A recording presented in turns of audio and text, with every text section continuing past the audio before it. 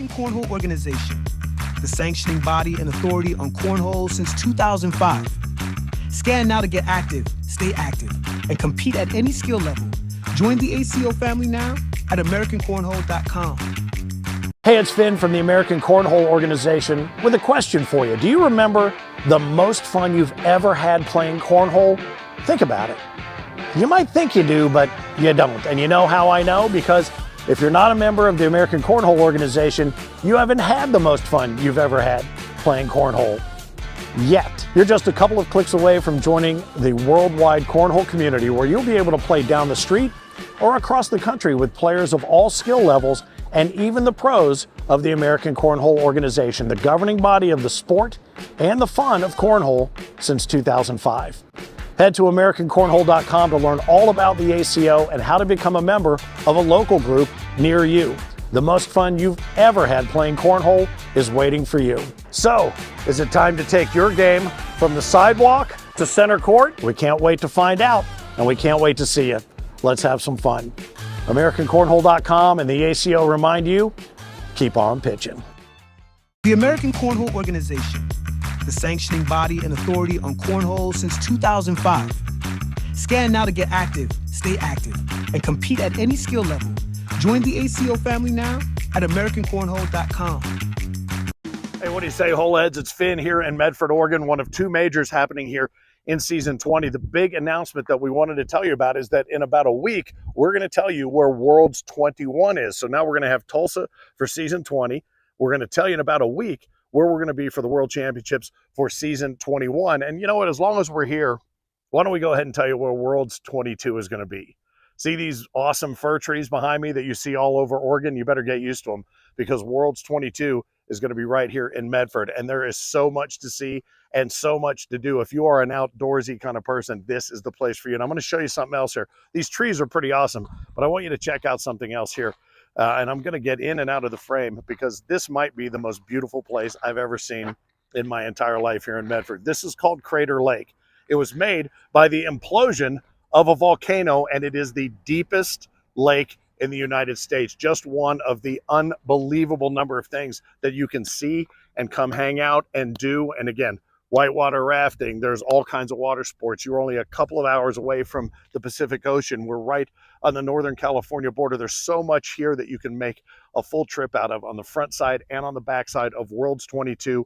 Worlds 22 for the American Cornhole Organization is going to be right here in Medford, Oregon. So we're excited to be able to say Tulsa in a week, tell you where we're going to be for 21, and right here in Medford for season 22. I think you're going to like the way these three string together. This is unbelievable, and just one of the things you can do and check out here in Medford. Or maybe you could go do this.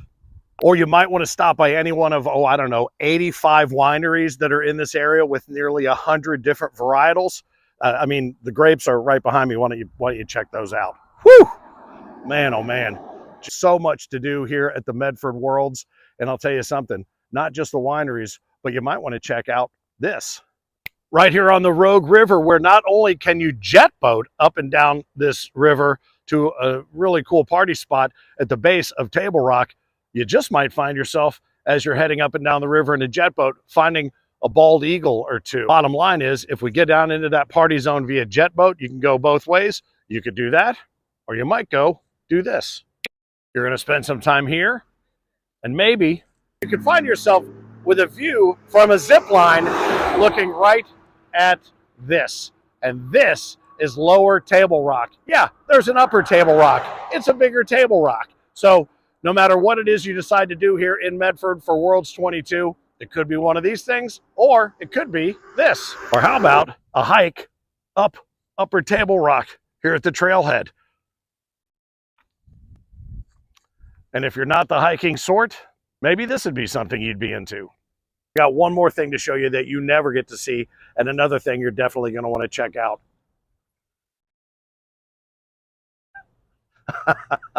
So this is just a very brief glimpse of all of the different things that are out there for you to do while you are joining us at Worlds 22 here in Medford, Oregon. It's going to be awesome. You will see things you've never seen before. I promise you that. You've probably seen way too much of me already, but we will see you at Worlds 22 right here in Medford.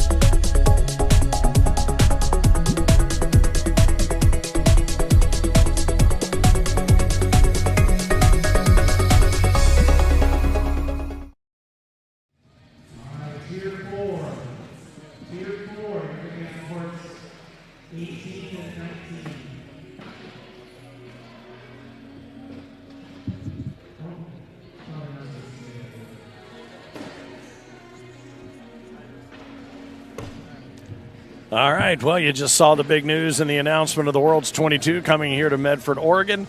And thanks to everybody back in the truck for all of the help getting them put together. And we are live at Center Court in Medford, Oregon. We appreciate you being along for the ride. Finn the Loudmouth for the ACO here at the ACO Medford Major. 10 majors under our belt after this weekend.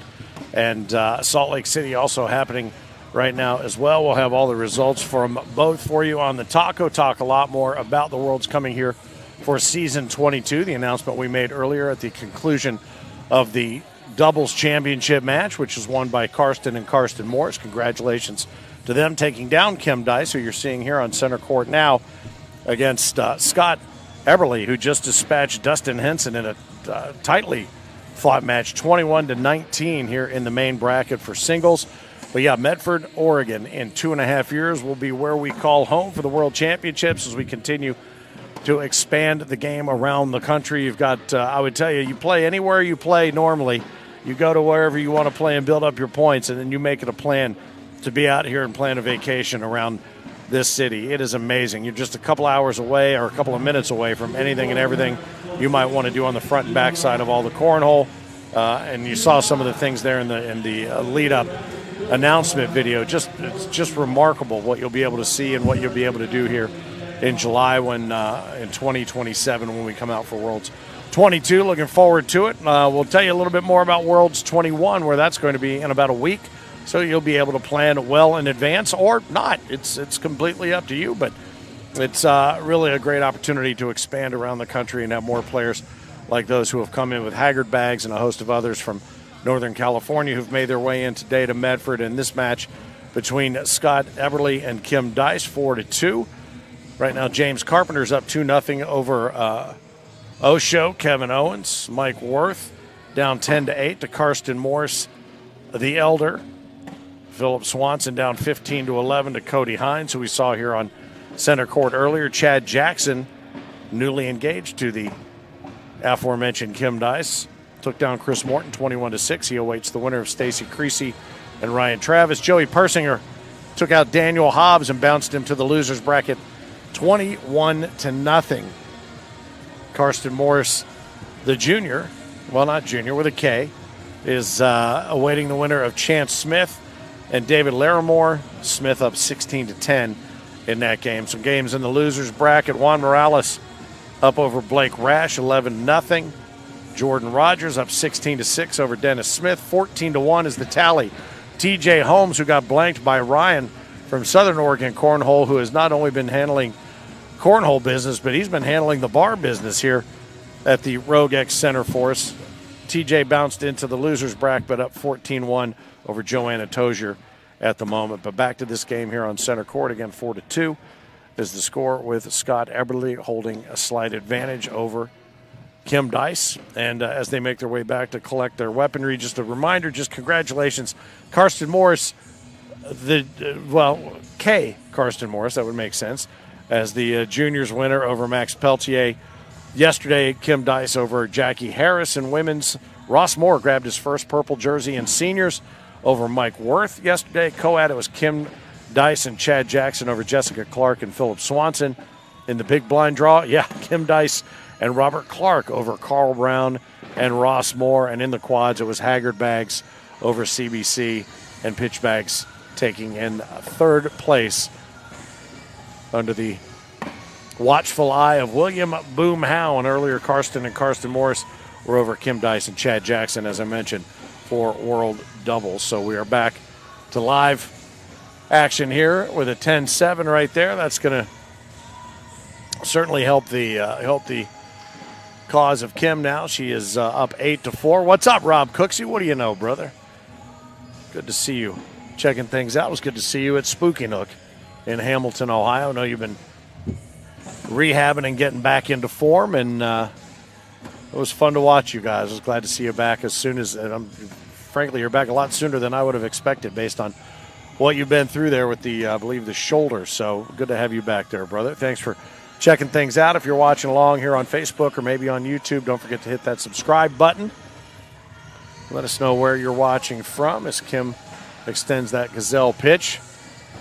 Scott's going to step outside, coming left to right. Oh, he's going to try to airmail, try to grab one. Leaves that one sitting up top. So let's see, 8 on 6, looks like, as they punch everything into score Holio. Yeah, it'll be an 8 on 6. Kim's going to pick up a couple more, take the lead, and extend it to 10-4. Again, made mention of the Salt Lake City Major that's happening in Utah right now. I think Ryan LaBelle, Frank Ears putting the wraps on that one. And we will run through this bracket and crown a singles champ before all is said and done here at the Rogue X in Medford.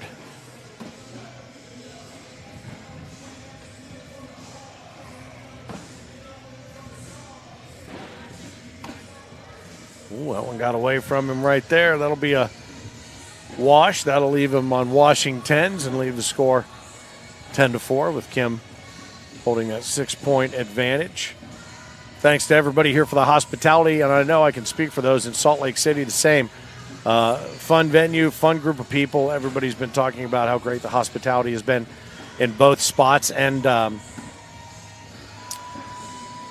we are going to have a BYOB and BYOF, bring your own beer, drinks, and food upcoming, and I'll get more details on that for you at an upcoming major here, and I'll let you know when I have all of the exact details. Nice bag up top there by Scott.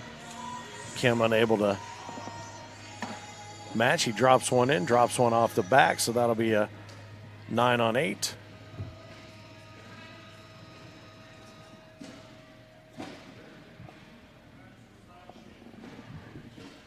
Scott will pick up the penny on that one. Gather their bags and work their way back.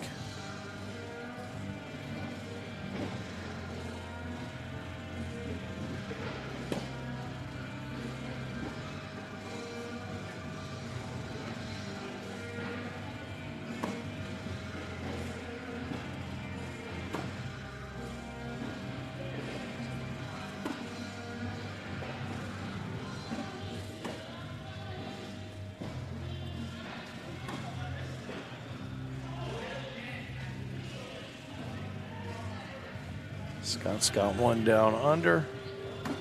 Oh, and he plants one right in the hole, and he's getting ready to take a stroll, and Kim leaves one up on top, so that's going to be, I think he's got 2 down, 2 on. So that'll be an 8 on 4. Yes, it will, and he'll pick up 4 more. That's going to put us on a 10-9 scoreline. Kevin Owens up 9-6 over James Carpenter. Mike Worth 16-12 up over Karsten Morris, the elder. Cody Hines awaits the winner of that one after taking down Phil Swanson 21-11. Chad Jackson, as we mentioned, 21-6 over Chris Morton, and he will take on the winner of Creasy versus Travis. Stacy Creasy up 6-1 in that one. Joey Persinger awaits the winner of Karsten Morris, the younger, who's matching up against Chance Smith right now, getting ready to get that underway. Joey took out Daniel Hobbs 21-0. A washing 10s right there. Taters exchange. They move down to gather their bags. Dustin Henson moved on after being dropped to the loser's bracket by Kim Dice. He's up 6-0 over Chris Morton. Dave Foreman up 3-1 over Dan Hobbs. Let's see, TJ Holmes up 19-7 still over Joanna Tozier. Waiting on Donald Crease and David Larimore to get going in the loser's bracket match there. 10-9 here on center court at the Rogue X. Finn, the loudmouth for the ACO. Check us out at AmericanCornhole.com. Anything you need to know if you want to find out about how to become a member and start earning points toward a world championship, whether it's this year's World Championships in Tulsa, Oklahoma, next year's World Championships, which we'll tell you about in a week, or 2.5 years, 3 seasons from now, where we'll be right back here at Rogue X Medford, Oregon for the World Championships of Cornhole. Again, let me know you're out there watching, where you're watching from. East Coast 7:39, so maybe you're already deep into happy hour. That's fine by me. 15-9 is the score here. Kim Dice Took a nice bounce there in the last frame to increase her lead.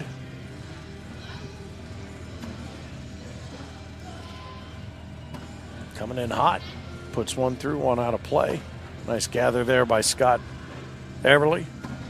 It's going to sacrifice 2 there, Kim, if he puts it in, which he does. So 15-9 will become 15-11.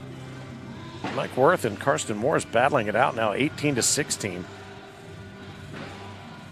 on court 3. Cody Hines took down Philip Swanson, as I mentioned, 21-11.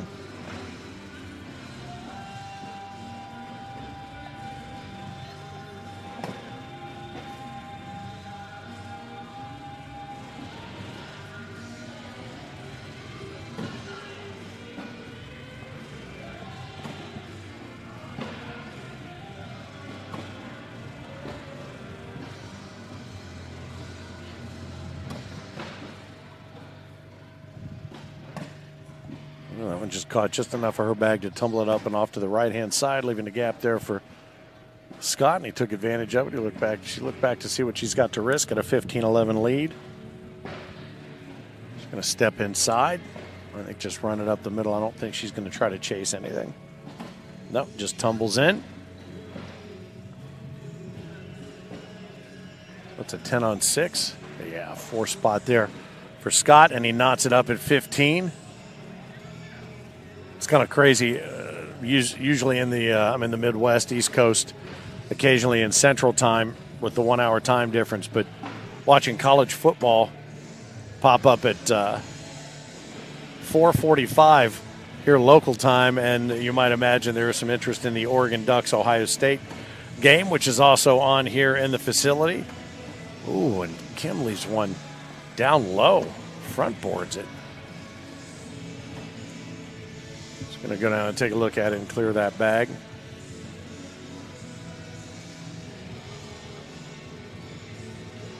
Well, she's certainly going to have to get an extra suitcase for all the hardwood she's taking home this time, she and Chad between the 2 of them. But she has had her struggles today versus yesterday. She'll be the first one to admit that to you, I think. Oh, and it's going to drop that one off the back. All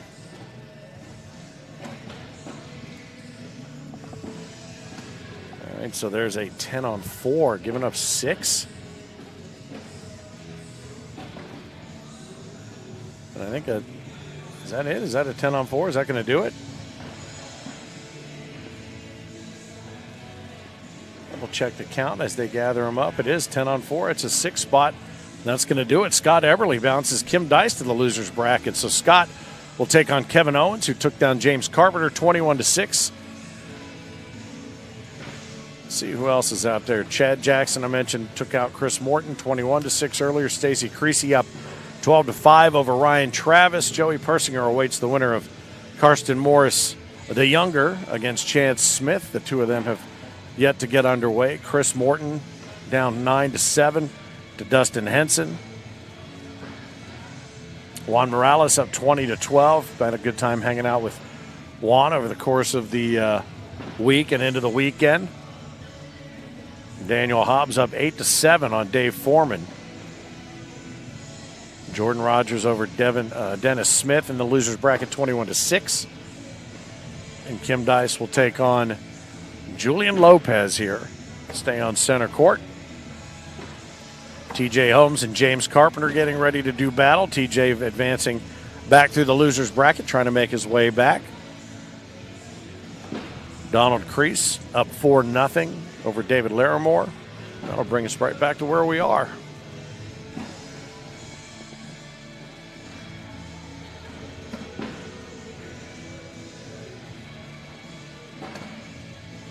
Awaiting the arrival of Julian Lopez as Kim takes a few more warm-up tosses. And again, AmericanCornhole.com, anything you're looking for, including our upcoming schedule. 35-plus majors this season, already 10 deep. And from here, we go to Lubbock, Texas, and La Crosse, Wisconsin on the weekend of October 25 and 26. Then it's off to Destin, Fort Walton Beach, November 1 and 2. Certainly our thoughts and the best vibes and anything we can provide from a Connect the Dots standpoint to those who have been affected by what's been happening in the Carolinas and particularly in Florida, taking that 1-2 punch with Helene and Milton. But we plan to be as scheduled in Destin, Fort Walton Beach, November 1 and 2. Then 8 and 9, it'll be the SoFi Major in Upland, California. Then it's off to Tupelo, Mississippi, Manheim, Pennsylvania, to the original Spooky Nook Complex in Pennsylvania, November 22 and 23, as is Pocatello, Idaho. And then Thanksgiving weekend, it'll be our next Pro Series Skins game, and that will be South Bend, Indiana. It's always a fun one, and that one is always a great crowd, and I think everybody has a great time. So that'll be a Pro Series Skins match as well, so we'll be going after it hot and heavy on Friday right after Thanksgiving. Black Friday will turn into Green Friday for those who capture the most skins in that $5,000 bonus purse. Back half of the schedule I'll share with you here in just a little while as Kim and Juan finish their warm-up. Or Julian, I'm sorry. I was... where is Juan? I got to find out where he is. Oh, he's waiting on the loser at 23. He took down Blake Rash. Juan Morales 21-16.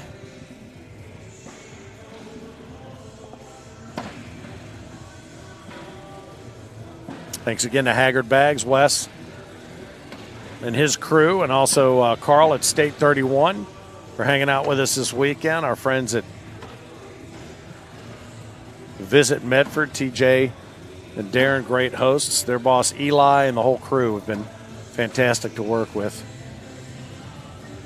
I guess an impromptu game broke out at the hotel last night at the Regency, the Rogue Regency. 14 to 16 people who hadn't really ever met one another started playing in the lobby and got moved downstairs into another big space they found for them to play in, and had a grand time. They were asking me if I had heard them overnight, but I was out like a light after we got done last night.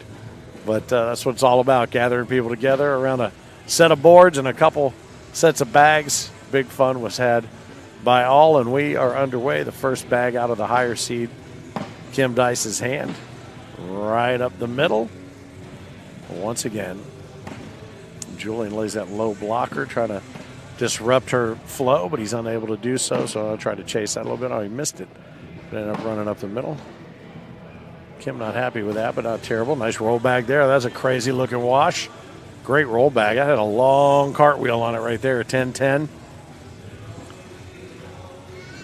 Doug Parker, what's happening? Let's go Tupelo, Mississippi. Yeah, the Tupelo Furniture Market. I know the Mississippi Ninja is going to be down there running point on the coverage.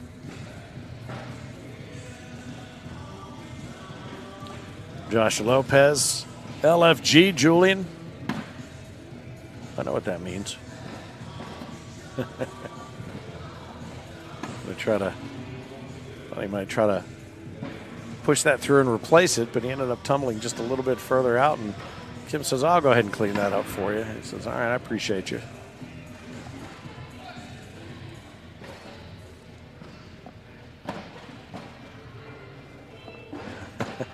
When he was able to sneak around that one right there. That I tell you, I'm telling you what, Bob Heil, if you're paying attention, the many faces of Kim Dice might be giving you a run for the money, my man. She has been very facially vocal, if you will. I don't know if that's a phrase. It is now. I just made it up. So that's a 10 on 8, and that'll put us at 2-0 with Julian Lopez out in front of Kim Dice. TJ Holmes out over James Carpenter 4-3 right now. Dave Foreman up 17-12 over Daniel Hobbs.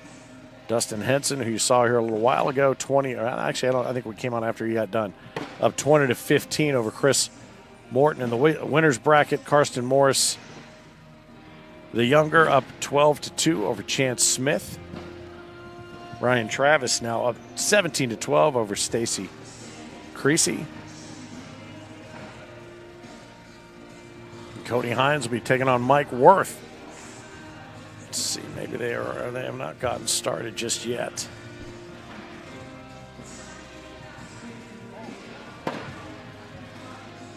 Sing Sing, what's up, brother? Good to see you. Parker, 25 minutes from your house. I'm not sure I'm following. What is it that's... Oh, Tupelo. Okay, right on. Very good. I see now. Went back and looked through some of the other comments, and that made more sense. as these two continue to build a structure on top of the board. Julian wants to. Let me go down and take a look at exactly what this is we've created. See how I can get around it. Getting down to crunch time now with Dustin Henson, 20-18 over Chris Morton. TJ Holmes holds his 4-3 lead, slight lead over James Carpenter, and Karsten Morris, the elder, up 1-0 over Steve Mitchell. Dave Larimore up 9-7 over Donald Crease. And we're back to it. Julian didn't like that one. Oh, and she punched it through there. I think 2 of hers dropped, and is that one of his? Oh, I think that's 3 of hers. Yeah, that's a 10-on-4. Wow. So the worm has turned, as they say. First bag out of the right hand of the gazelle throw of Kim Dice.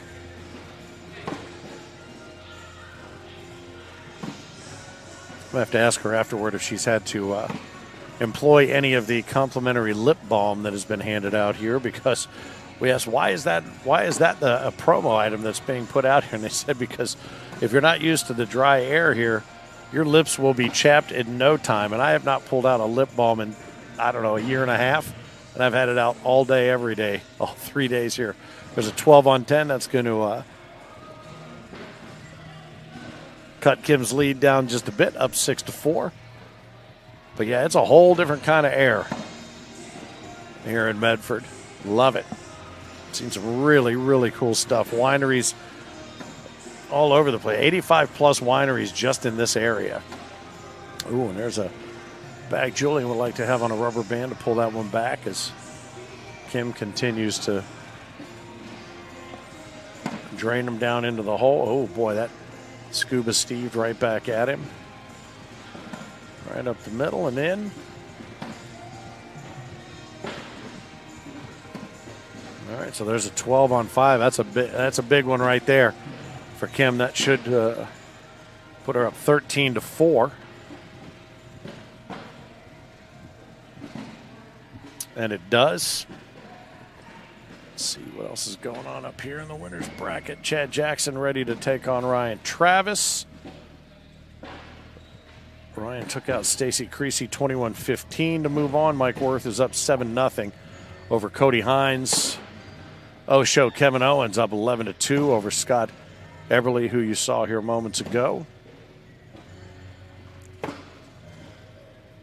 And Kim Dice holds a solid lead over Julian Lopez right now, 13-4. It's going to add a couple to that, it looks like. Yeah, 12-on-10.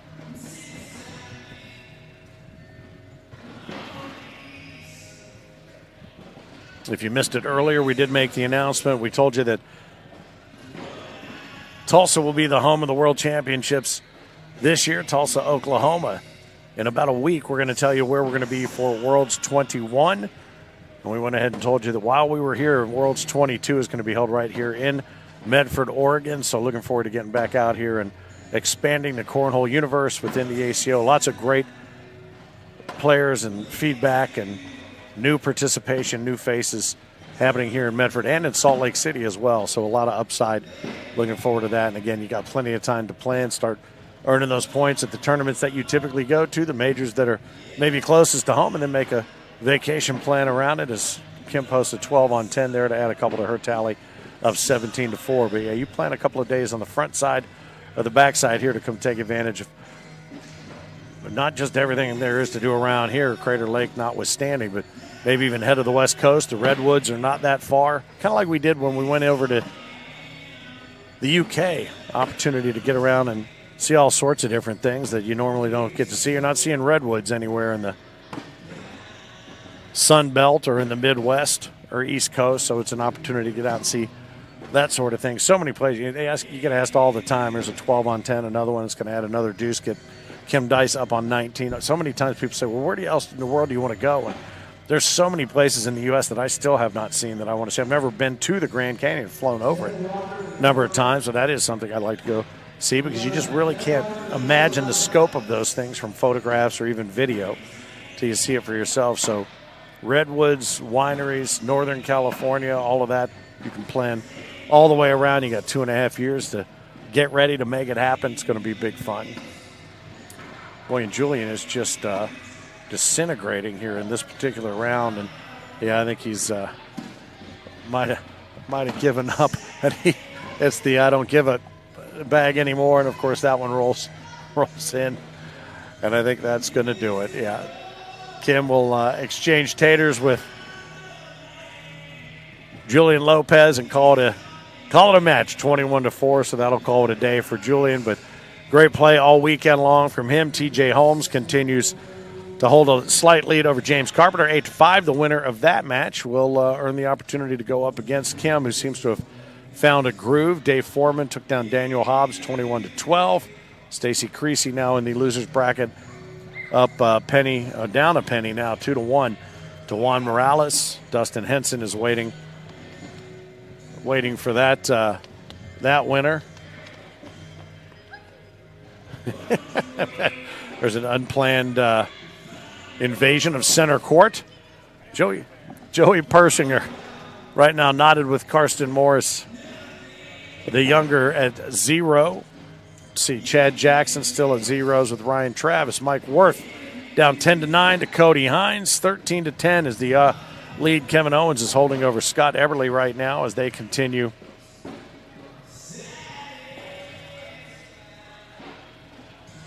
to battle one another. Todd, I tell you what, I don't know that there would be any offense taken with regard to that for Kim, but I tell you, her game over the last 2 seasons has really gone to an entirely new level. And Boom and I were talking about this earlier when he was over with me, William Howe. The number of women, Maggie Geiger, for instance, Machine Gun Maggie Geiger, when she shows up, she's going to take home some serious prize money and also some serious hardwood trophies, whatever it is. But, you look at so many of the names in our women's division and these games that are just coming up. Is this going to be the first year we have a queen of singles? We used to have a king and a queen, and that was our top female player would take home the queen of cornhole, and then our top singles player was typically the king. Now, since everything got changed over and moved to basically the singles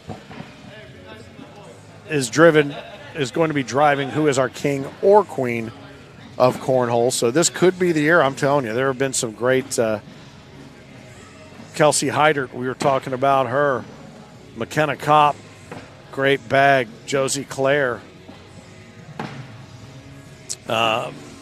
Josefina Ernstberger. A lot of the names that you hear us talking a lot about on the taco when we're talking about winners from different majors. Juana Karash. There's a few others whose games continue to come up and make some noise, but I'll tell you, it is fun to watch, and it's fun to watch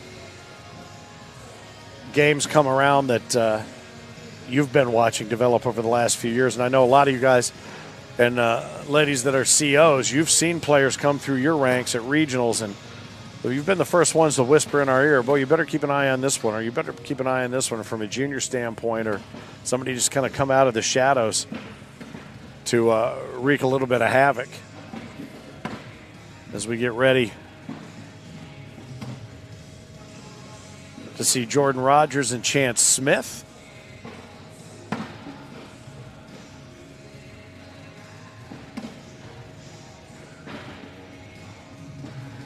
Keep you up to date on other scores as we go. The winner of this one will take on Dave Foreman.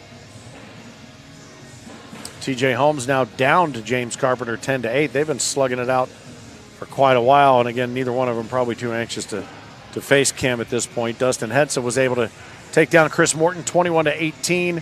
Juan Morales and Stacy Creasy are fighting it out for the chance to face Dustin Henson from Team Haggard Bags, as are many here playing this weekend. Haggard Bags very well represented here, Wes and his crew. Thanks again to Table Rock Sports and the Ace for providing the video coverage. Thanks again to Oz pulling the strings and turning the knobs and everything back home to run this through to you. And if you're checking us out on Facebook, glad to have you along. You want to share it, feel free. Pin the notification message from earlier up to the top of the page about Worlds 22 coming to Medford, Oregon. Again, 2.5 years, maybe a little bit longer to make that plan. So we'll look forward to being able to tell you next week where we will be for season 21. So then you will have Tulsa season 21 and Medford bang, bang, bang as we continue to work to confirm more majors and be able to travel and do some fun stuff and see some new faces as we continue to build out the game, take the game to more people and bring more people to the game. First penny put up there by Chance Smith. The over the ears on.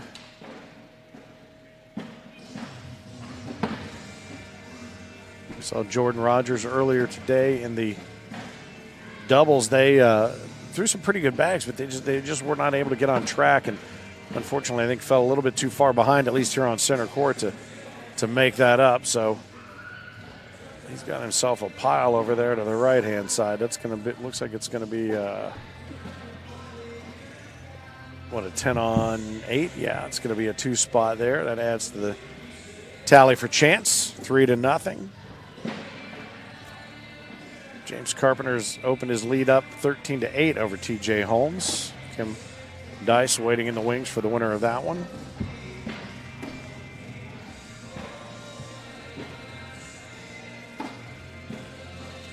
Little blocker played out there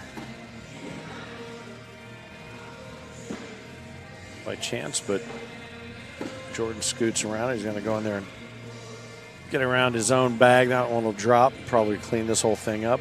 Does Jordan? Yes, he does. Oh, boy. That one just got away from him. As soon as it left his hand, you saw it arcing right, and that's going to cost him. It's going to be a 12-on-9, so that's going to even things up. Knotted at 3.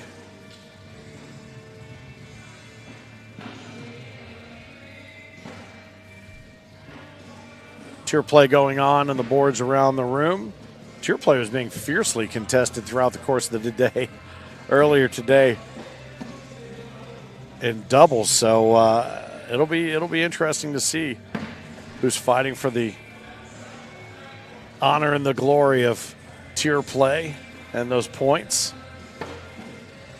Special trophies. Love the new trophies this season. Very cool. I'm waiting for somebody who's going to be the first one to screw a little loop screw in there and make a necklace out of one of them. Oh boy, up and 0 for Chance. He took a chance, and unfortunately it did not quite pan out for him right there, but so that's going to be a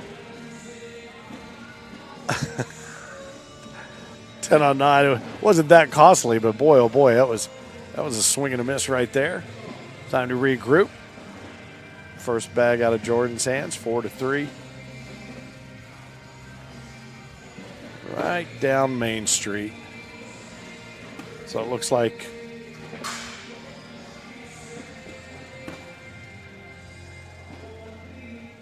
first blood drawn by Oregon in the football game today. Is that right? Or is Ohio State?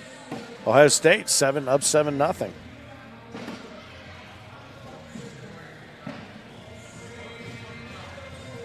They get up tomorrow morning and they start watching NFL here at 6:30 in the morning, and it goes through 9:30 at night. So it's football is big. Nice finish there by Chance. That puts him back up on top now. 12-10 gives him a 5-4 lead. He'll take first bag. But yeah, full day of NFL on the schedule. I will be on the I don't know if it's a red eye, but I don't want to say pink eye, but it's going to be the tired eye. Heading out at 5 a.m. And I have a feeling there'll be some Ohio State fans on that plane heading back through Denver to get back home. Nice first bag there by Chance, matched by Jordan. James Carpenter up 15-9 now over TJ Holmes. Stacy Creasy up 13-9 over Juan Morales.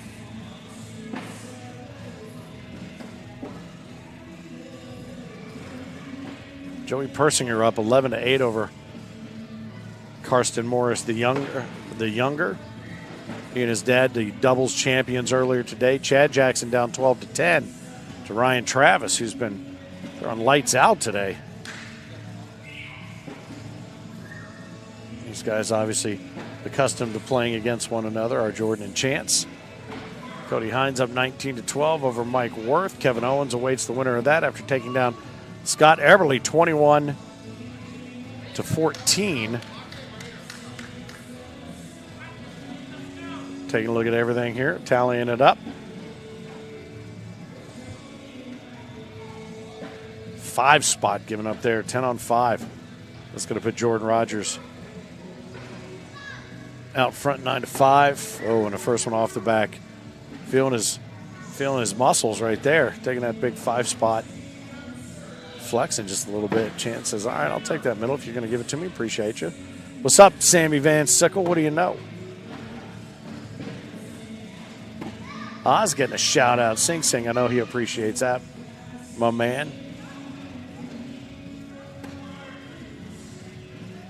Is this in Utah? No, we're in Medford. Satanis, we are in Medford, Oregon. Salt Lake City.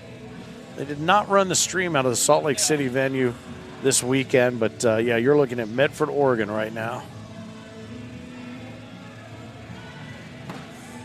Nice bag right there, a little bank shot he wasn't able to grab. Yeah, it's 8 on 7, that's going to be a penny.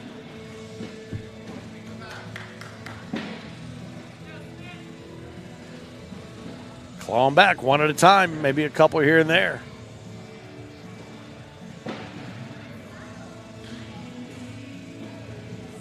Takes that first bag back. Tumbles in.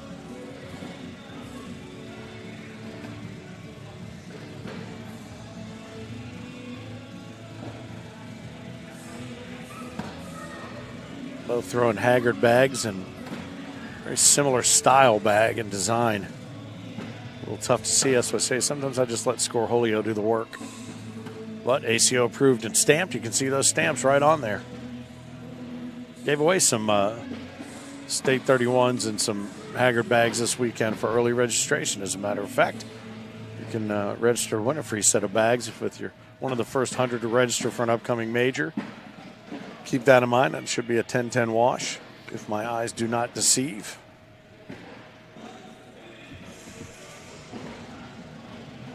And then don't forget, if you are registering for one of the upcoming majors, any of those that I mentioned or any on the back half of season 20, registration closes online the Sunday before that major. The best pricing is available there. And then, so it also helps us get the roll call out there so you can see what's coming your way. So remember that online registration the Sunday before any given major ends at midnight on that Sunday before. If you're one of the first 100, if you're one of the first 50, you've got 2 chances to win a set of mystery bags that are stamped and approved by the ACO. If you're one of the first 100, you've got a single chance. And Dancing Rosie grabbed some earlier, and I think Rich, I'm not 100% sure. I got to find out who it was that won that other set.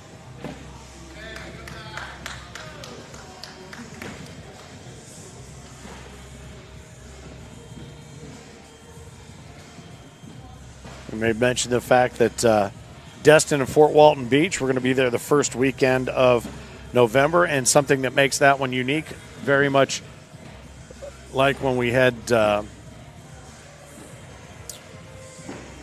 on a second, I want to see what these guys get going there. Yeah, when we head to Bentonville, Arkansas, it's a bring your own. But this one we've added is bring your own food as well. So it's bring your own food and drink. That should make for a very interesting weekend in Destin, Fort Walton. And that one was built out to really put something in the area that we lost when they sold the venue where we went into Panama City Beach. So hopefully Destin and Fort Walton will be a nice place for you to plan a couple of extra days as well and spend some time early November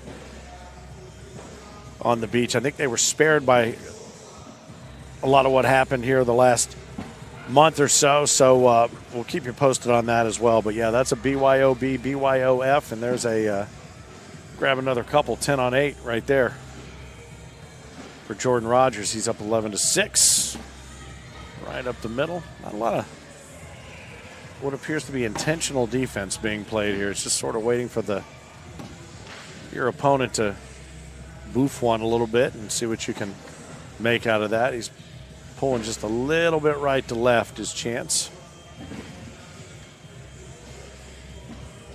Sammy Van Sickle just got another regional win. How about that? Sing Sing throwing out OTT is where it's at, baby. I don't think Adam Gilbert would argue with you, and if he did, it would be very loud. Nice bag right there, slipping in on the slick side up there around 10 o'clock in the hole. That one was a good thing. That one hit the hole. It might have taken out the backdrop. And another one tumbled in as well. These bags seem to like to grab that hole and make the most of it. 12 on 8. 4 spot for Jordan Rogers, up 15-6. Let's see where else we are. What happened in this game here? Golly. James Carpenter and TJ Holmes still battling 18-12. Carpenter has that lead. Phil Swanson up 10-2 over David Larimore. Juan Morales and Stacy Creasy knotted at 7. Oh, Creasy just took the lead, 18 on 17. Joey Persinger took down Karsten Morris the younger, 21-8, bouncing him to the losers bracket. Kevin Owens and Cody Hines still to get underway. This one's still here on center court, 15-6. Jessica Clark says, let's go, Jordan, let's go.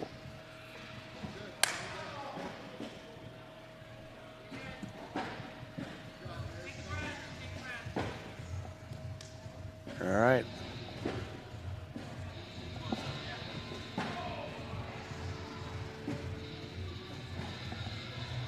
$20-6 right now. No more mistakes. Chance cannot afford one more mistake. Sets 2 down on the board, picks 2 up for balance, grips it, rips it. And that could be it. All Jordan's got to do is control the hole. It's a nice recovery bag right there from Chance Smith.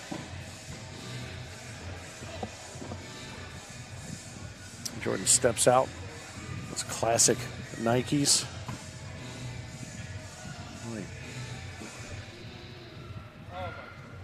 Oh, that's going to do it right there. Just when he looked like he was going to get a little daylight, be able to get back into this thing, Jordan did what he needed to do. Jordan Rogers, 21-6. He will move on to face Dave Foreman. Nicely played by Chance Smith. That will be the end of his day, but Jordan going to go down and collect everybody's weaponry, and they will move on. He will move on to face Dave Foreman. Kim Dice still awaiting the winner of TJ Holmes and James Carpenter, but that one now even tighter, 18-17. Carpenter up by 1 as the battle continues. Karsten Morris, the elder, awaiting the winner of Philip Swanson and David Larimore. Swanson in charge of that one right now, 14-4. Finding some joy, as they like to say, in the EPL. What's happening, Jessica Clark? What do you know?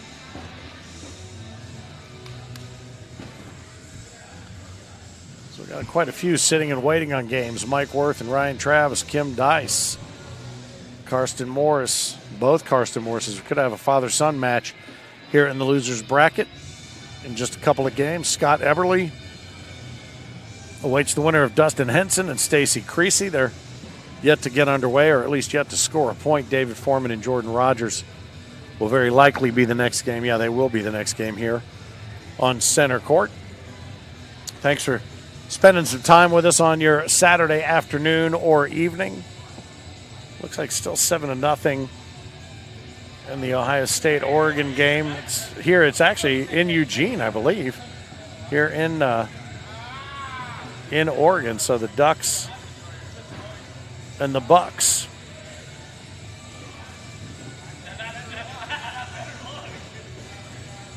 So you see Dave Foreman. You out? You guys out? All right, the Bully Dogs, they've come and gone. It's good to see you guys. Tell Mama we said goodbye. See you next time, brother. Appreciate that. They instrumental in putting together the welcome bash. Certainly appreciate Andy and her team for making that happen on Thursday night. A lot of fun. You see Dave Foreman there with his hat spun around backwards for aerodynamics, I suppose. We'll see exactly what that affords him as these two get their down and back Shots going. Nice airmail right there. And I think he's going to try to match that just for you-know-what and giggles. Jessica just got back to Red Bluff. Had a blast this weekend. She says, thanks for a great weekend. Hey, thank you. Couldn't do it without you. Glad to have you out here.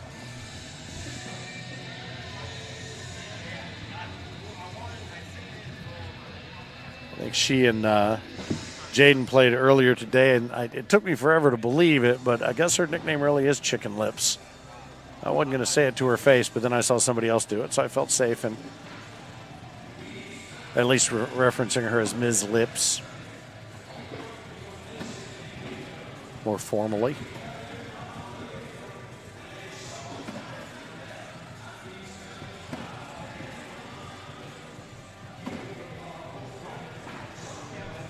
Actually, I think Jessica was Red Bluff, and Jaden Chico? I think that's right. I think that's what it was. Yeah, because she was playing shoulder to shoulder with Cowboy. Both of them from Red Bluff, and Drew was playing shoulder to shoulder with Jaden, and I think both of them were out of the Chico area. So these guys are getting ready to press play, and we are underway. Dave Foreman, Jordan Rogers. Mike Worth awaits the winner of this one. Let's see what else is going on around the bracket. Joey Persinger up 4-0 over Chad Jackson.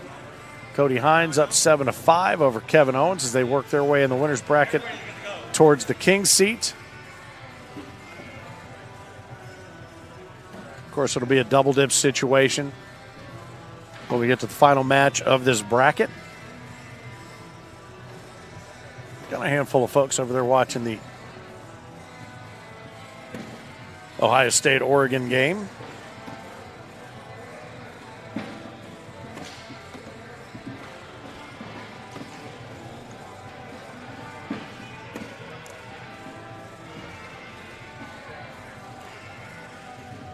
Ten on 8. Put the early lead in the hands of Jordan Rogers.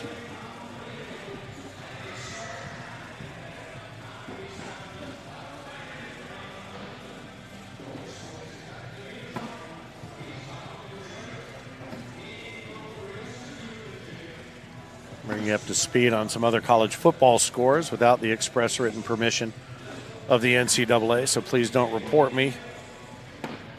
Florida up over Tennessee 3-0. If Tennessee loses another one, I don't know that I'd want to be that head coach. Whoo, baby. But it's only 3-0 and it's early. Well, not that early. It's almost halftime, actually.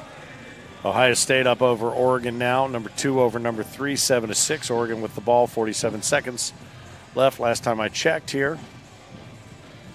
Ole Miss and LSU yet to score. 7-0 here as Jordan Rogers opens up his lead. Clemson destroyed Wake Forest 49-14. Bama eked one out over South Carolina. Who, that's another one. That was I'm sure there was a moving company already on hold had that gone the other way, but it was 27-25.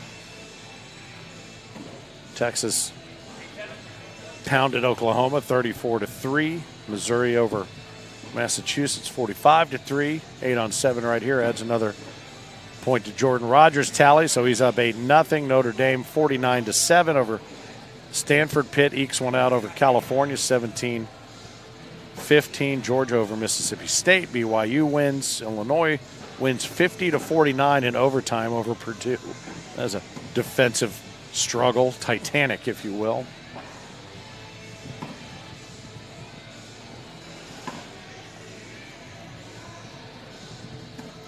Penn State, with a late interception to get into overtime, wins 33-30 over USC. Salvaging that one, that would have been an ugly loss right there. I wondered how long it was going to take for them to start sparring. I love that jersey, that dabbing skeletal cowboy. A lot of that cowboy gear being sold this weekend. Double Snowmen ties the frame. It's a wash, 8-0. Still the commanding lead. Jessica Clark says, boo Ducks. It's shotgun season for them Ducks.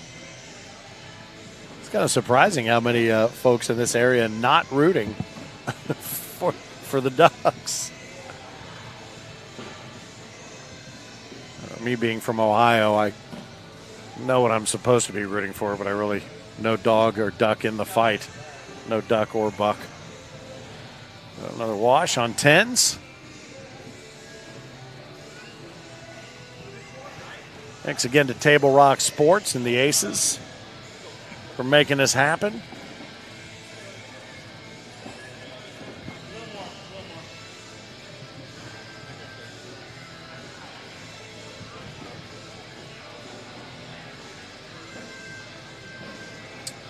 Not exactly sure what they're talking about, but based on the hand signals, go ahead and fill in the blanks on that conversation yourself.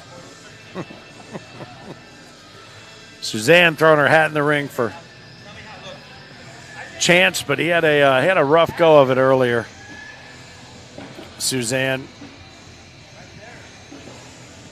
Jordan Rogers, who you see here down there adjusting the board, took him out 21-6 and ended his day.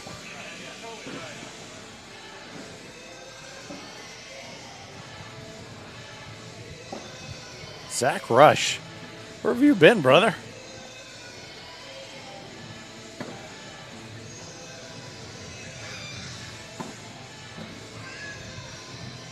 Yeah, there's been some different kinds of throws, to be certain. There is definitely a difference here on the left coast in style of pitch, and I would tell you the biggest point of differentiation is between what I've noticed is the juniors and some of the older players. The juniors tend to have more of that flat, hot, spinning bag.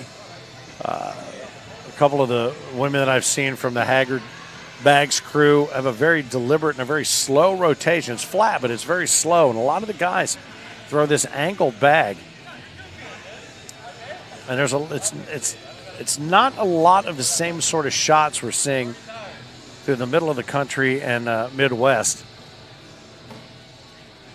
It's getting the job done, but it's doing it very differently. And I think you're seeing these boards here on center court have been playing pretty quickly through the course of the day. And unfortunately for Dave Foreman, he is not able to get any of them to throw the brakes on before they get off into the backyard, as Boogie likes to say. I'm just going to go ahead and take the front side of the hole, and that's probably the best thing he could do to help Jordan or to help Dave out there, is to give him something to stop his bags. Right up through, replace. And a kick, so that's going to be a couple more. 8 on 6. 2 off the back. That could have been a lot worse, I guess. Mike Worth awaits the winner of this one. Yes. I forgot about that, Zach. The F-word family.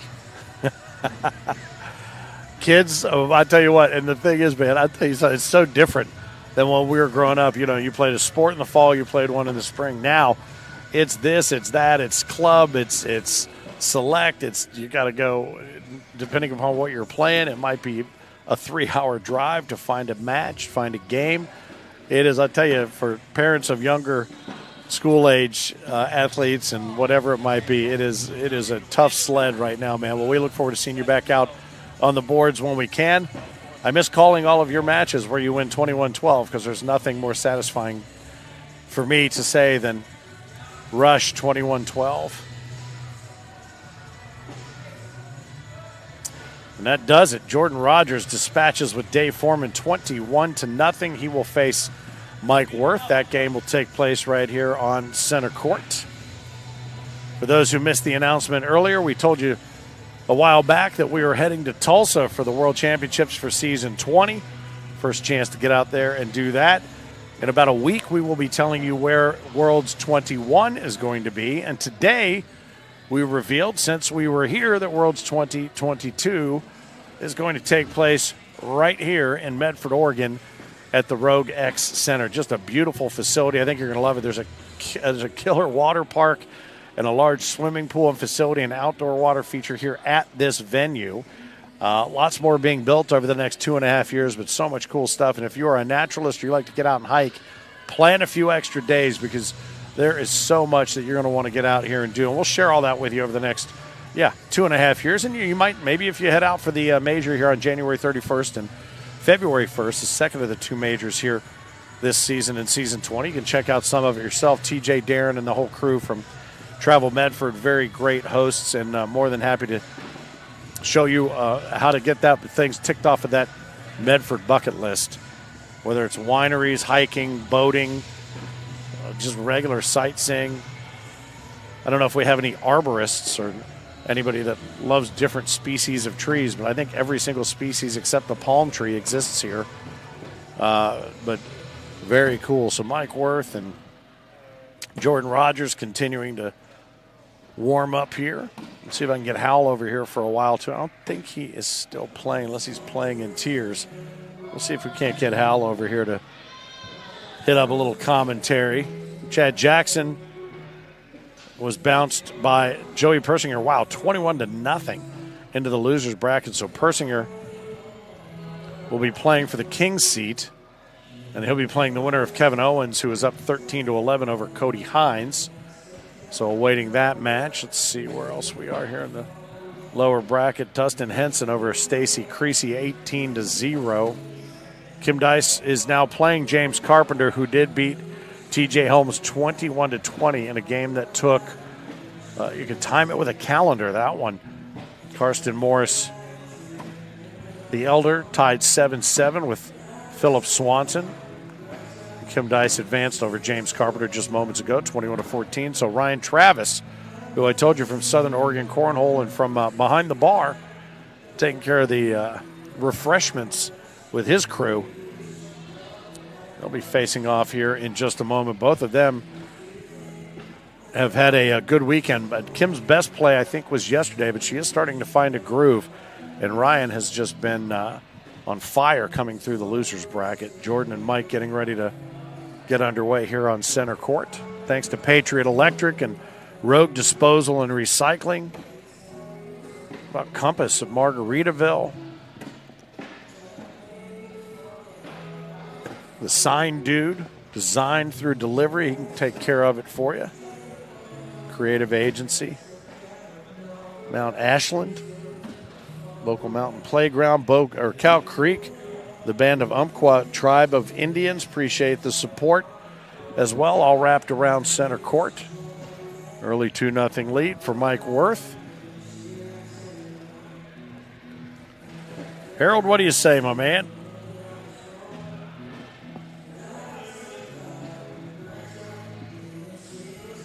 Let's see. Doug Parker. Medford is 2,000 miles from me. I don't think, well, if you leave now, you'll be here by 2027. I know you were planning on riding your bicycle out, right? I'll tell you something, it is beautiful. I've been to Lake Tahoe and seen the majesty of that, but getting up here to this crater lake, and even on the video, you'll watch, the focus of the camera is on me, and then when I pull, it looks like I'm in front of a green screen. It really does. But when I step aside, it really focuses on the lake. You've never seen anything like it. You can see to depths of 165 feet. It's almost 2,000 feet deep, the deepest lake in the country. And it was an imploded volcano. I guess the volcano blew itself up and then collapsed. And that's what formed Crater Lake, hence the name.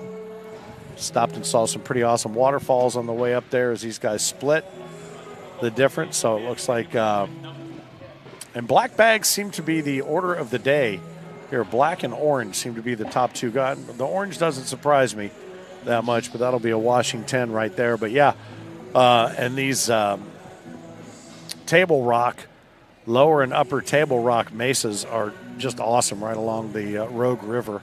And they have jet boats that'll take you up and down to this one area where we're talking about maybe trying to put some events together down there at the base of Table Rock where you can only get there by jet boat. So that sounds like a lot of fun. But we got 2.5 years to plan even more stuff. So those who may look at this and go, I don't know if that's what I want. Trust me, you do. You got time to plan. You definitely want to do it. And you'll be able to, trust me. I didn't know. Cooks. Cooksy, I just said it looked like a duck that got shot out of the air. It was fluttering pretty severely. It was just that one bag, brother. The fact that you're out throwing it all is pretty amazing and remarkable. Hey, Tammy Williams, what are you doing? Come on, what do you got? You all been out to dinner already? You and Junior back? Mike is IMF proud. That's what she's throwing in for a teammate there. They're throwing IMFs. Clinton Bilo's bags. Thanks again to State 31 who are here on site with us this weekend. And Haggard Bags, Wes and his crew just dominant out here on the left coast. 3-2 right now.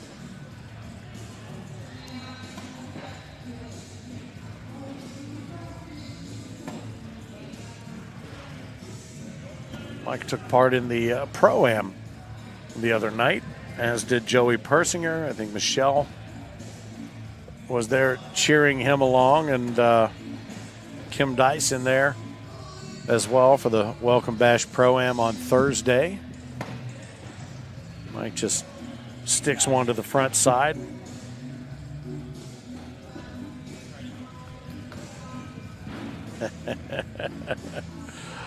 Now to practice with throwing a flat bag. I'll tell you what, man, the trickery that can be pulled off with the grips and all the different things here. Like I said earlier, the juniors, even, we're seeing it out here too. The physics of what it is that they're doing with these bags, that they're not even old enough to understand the physics, but they're commanding it. And it's just amazing. The shot making is unbelievable. Now this tournament, I'll be honest with you, here on center court, we have seen a lot dirtier play up on top of the boards. I don't know if it's all intentional defense, but there's been a little bit more of that than I'm sure players would like. Front boards have been somewhat common out here on the center court afternoon today, more so today than yesterday. Working outside in the yard all day, says Tammy. Brett Bailey just finished up the major in Salt Lake City in Utah. Everybody had a great time. That's awesome. LaBelle and Gears out there running point on Salt Lake City. That's going to be a 10 on 9, so that puts another tick up on the total there. And Mike Worth up 5-4. Kim Dice up over Ryan Travis right now, 12-0. So it looks like she is out for blood to get back through this losers bracket. Karsten Morris, the elder, is down to Philip Swanson, 14-9. Karsten Morris, the younger, awaits the winner of that match. Mike comes in slick side down, but it just sticks up and try to maybe cut around just a little bit. Does Jordan. Just kind of lays there. He's going to go slick side down and try to push through. Misses it off to the left. I don't know if he wants to go down and take a look at it. There is room in the hole, but I don't think he wants to, unless he can really come in hot and split those two. Going sticky side down, he's just going to lay it up and plug it. Oh, and it bounces off the back. If you had given him a list of things he wanted to do, that would have been at the very bottom of it. Another one. Oh, and he just can't get that slick side to get any action going on that pile, so it looks like it's glued together pretty good. And I think, yeah, Jordan's going to be, yeah, he wants to just give it up as little as possible. Mike wants to go down and take a look at it. So basically it's 3 on 3. So with one off the back, it certainly could be a lot worse. I don't see Mike taking a real risk here. I think he boards it and takes the point, up 5-4.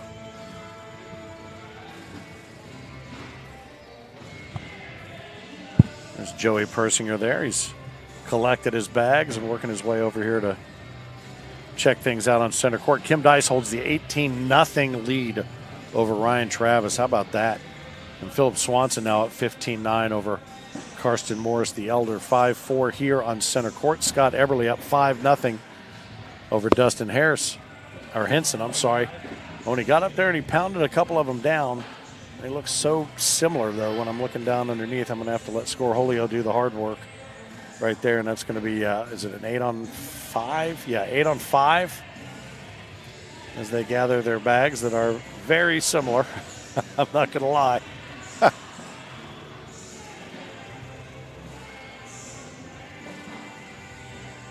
Mike's a little bit Lighter underneath, although he's a little bit lighter on top.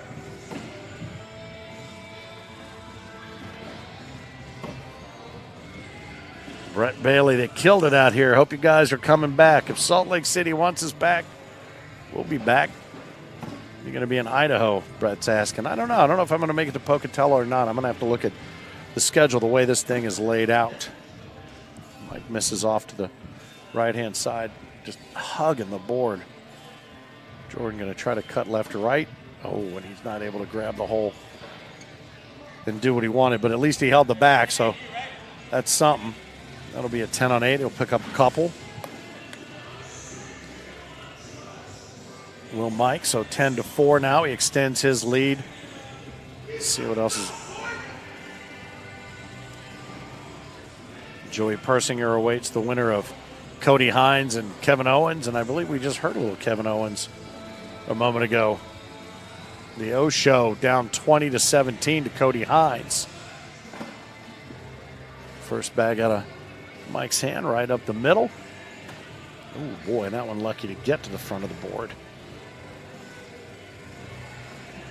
Mike says, I'll take it up and over. Thank you much. That blocker, as low as it is, will not bother me.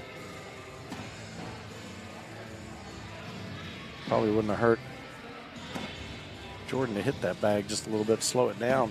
Yeah, like that.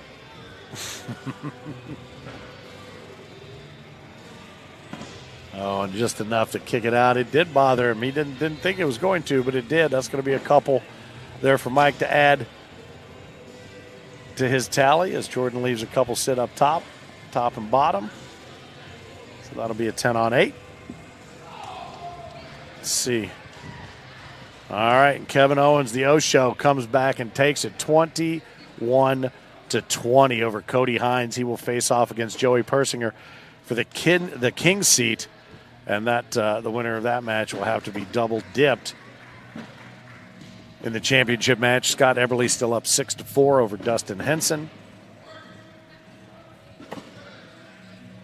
Kim Dice awaits the winner of Philip Swanson, who took down Karsten Morris the elder, who will now face Karsten Morris the younger. Those two paired up to win doubles today over Kim Dice and Chad Jackson. Did the Morrises. Congratulations.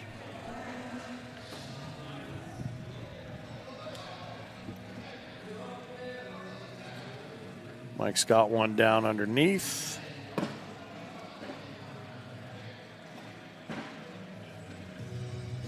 Early in the second quarter, Ohio State now out over Oregon.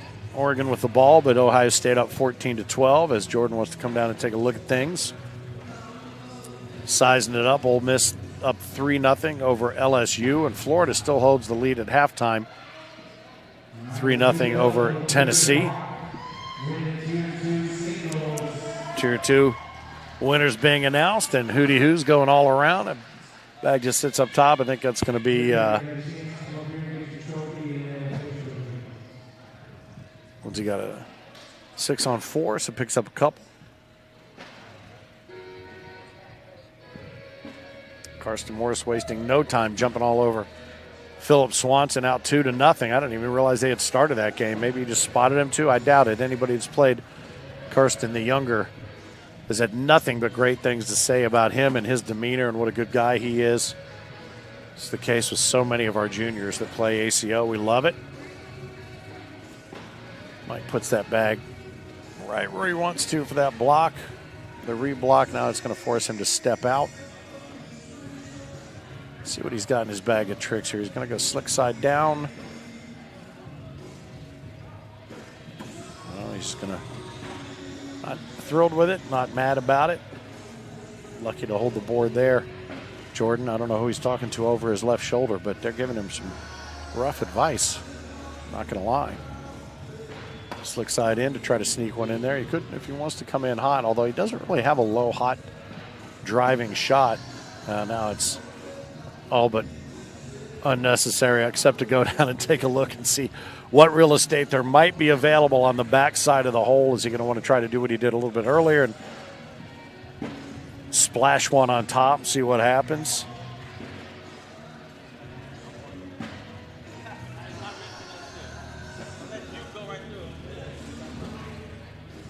Sing Sing throwing his hat in the ring for Joey. Ooh, Kim Dice, 21-5 over Ryan Travis. I didn't see that final score. I saw that she had advanced. I didn't see the score until just now. Karsten Morris up 4-1 over Phil Swanson. As that last bag just kind of stacks up in front. They both had a chance to go down and take a look at it during the timeout. Oh, he's just tried to board it to hold it in the hardest shot maybe in cornhole. The fourth bag blues. Oh, Jordan.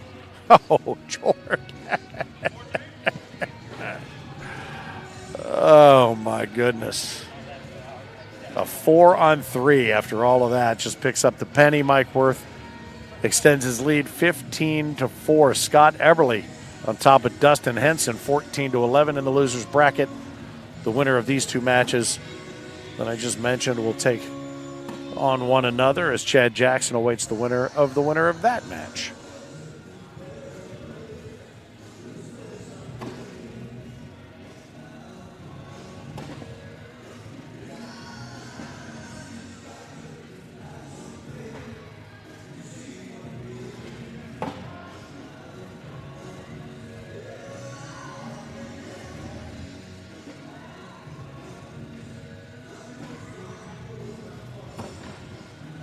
Kind of snuck in the side door. He looked down as if he couldn't believe it.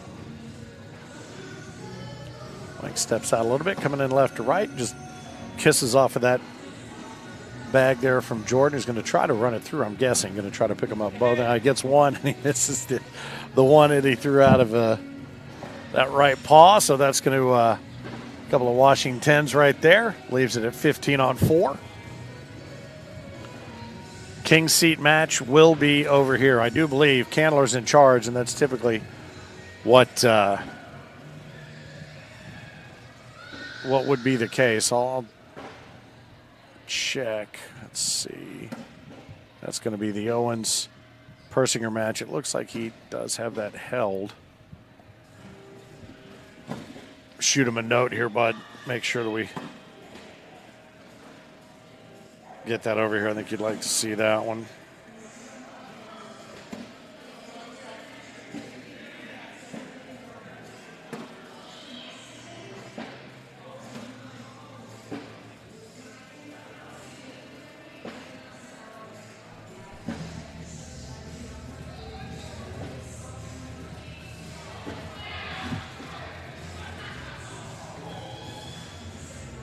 These guys continue to smash it about 15-8. Jordan picks up a little something maybe to perk his spirits up. Certainly that's not going to hurt.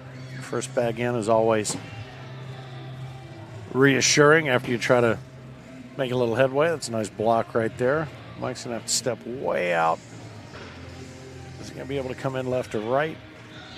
Not going to shoot the airmail. It's nicely done. Pushes that bag just a little bit to the middle. Should be able to pick that up. It almost collects it, but now it's just sitting there on layaway at 4 o'clock.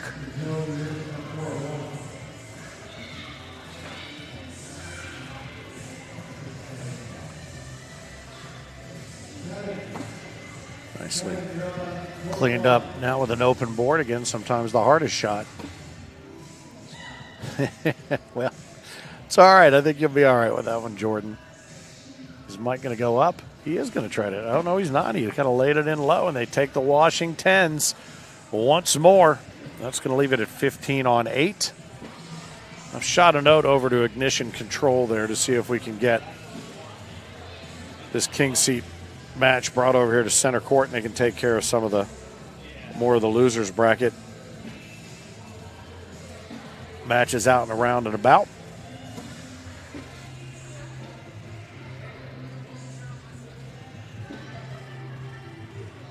Very deliberate play. Mike, a much more deliberate player than many with regard to his pace of play. More than any player I've seen in a long time has kind of got that, yeah, I'm okay with that kind of attitude towards his shot, throwing for Team IMF. Almost lines it up like he's playing billiards. The way he kind of scoots around and looks at different angles, then decides what to do. And more often than not, that's what he does. He just adds to the pile. I haven't seen a big power game out of Mike, but I don't get the sense that that is his game. Well, nicely run through right there by Jordan.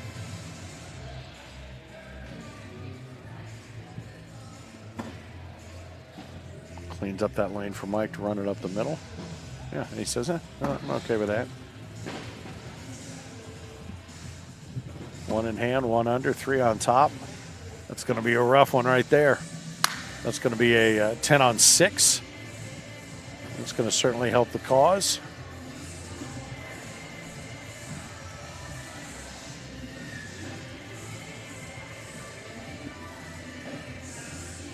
Scott Everly right now has lost his lead. Dustin Henson has come back up 20-18, and the battle continues here on center court. Jordan Rogers picks up the 4th spot, now down 15-12.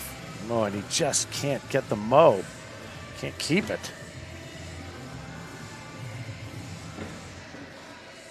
And slick side down, knocks one in, leaves one off out of play.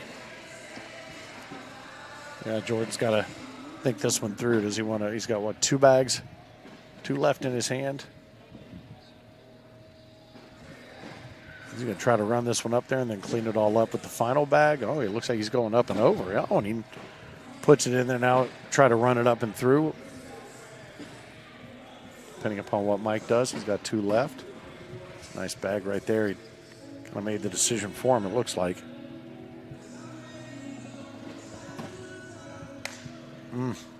Sits on top of it. Mike wants to go up high. He might be able to get both of these and leave Jordan's bag laying there on the left. Is it going to be that kind of risk reward? Slick side down, going up, going hot. Oh, and he gets them both. Nice shot.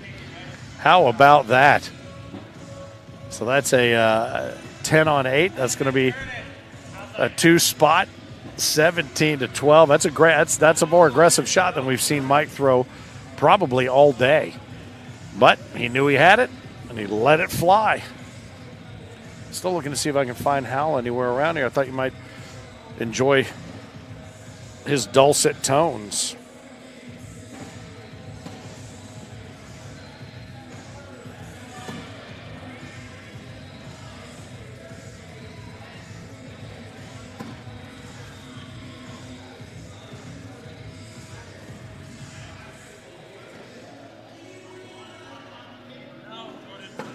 Oh, and it just kicks off. As soon as he let it go, he was having a word with himself.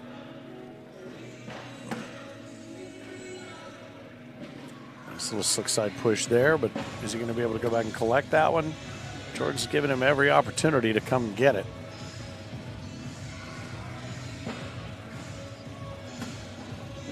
And he does. Nicely done.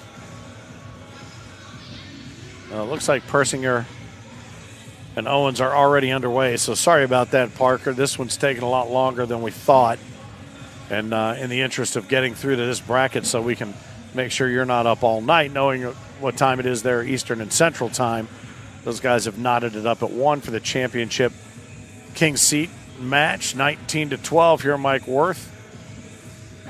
Inches ever so close. So much closer to that 21. Dustin Henson awaits the winner of this match, and Chad Jackson will await the winner of that match. Jordan's got a little bit of work to do.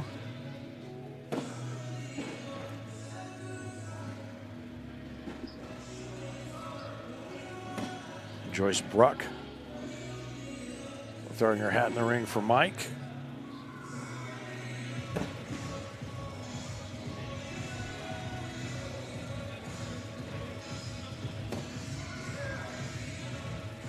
Mike's hanging in there on the right-hand side. Should be able to go in there and run it right up the middle and take them both. And, oh, boy.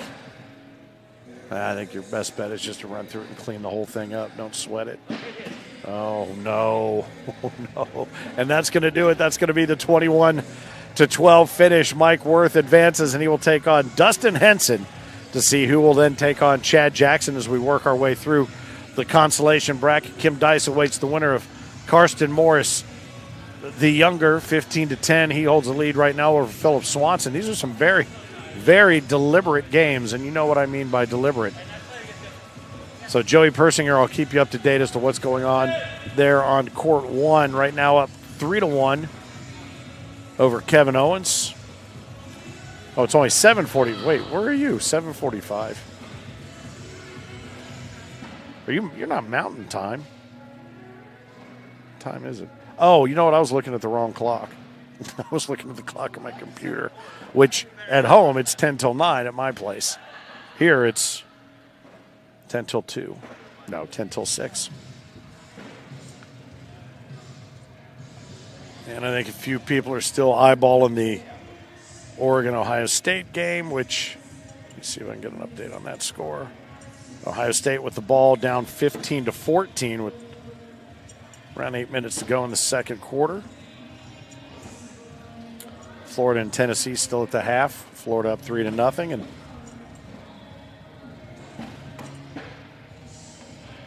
Dustin Henson got a very interesting throw, too. He kind of bobs and weaves and then delivers it with a little kick, but he's got a nice finish to his bag. Mike's might be in for it here because Dustin throws hard and at it, if that makes any sense at all.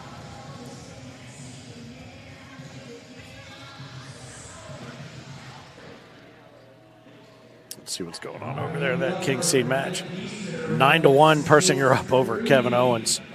How about that? Osho. Got a little bit of work to do. It looks like they're updating the scoreboard now. Boy, we got a lot more work to do now. 13-1. Joey Persinger up on top, looking for that king seat. Dustin Henson nodded here at zeros on center court. Eventually, either Karsten Morris, the younger, or Philip Swanson will be facing off against Kim Dice. Right now, Morris up 15-14.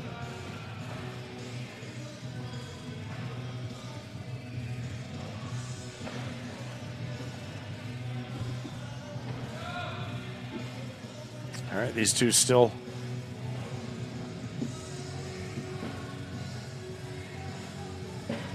getting a feel for it here on center court. Mike takes that first bag, sticky side down, right side block. Dustin says, thank you very much. I'll kiss that as I go by. Mike comes in, try to clean. Oh, he doesn't even touch it. Way to stay away from it. That blocker, maybe a little mental blocker there for Dustin. Mike goes in there and puts himself in a nice position to go in and clean all that up. Unless that blocker does the trick. Now is he going to go up? Is he going to? I don't see him trying to run through it. Not sticky side down. What's he going to do? He's going to think about it. Double clutch. Up and and he bounces it in. Nice shot. How about that? Well done. He does. He goes up and cleans it all up. And so Dustin's got some work to do there to try to run up and through, and he does not do it. That is going to be a 12-on-6. That's going to be a 6 spot right out the chute for Mike Worth. Chad Jackson awaiting the winner. That was pretty good airmail. We haven't seen that one in a minute. He said, I beat him earlier. So this is a revenge match, I guess. Where are we at in that king seat game? Joey Persinger up 13-3 over KO. I guess as a WWE fan, when I see Kevin Owens, I'm thinking of something completely different.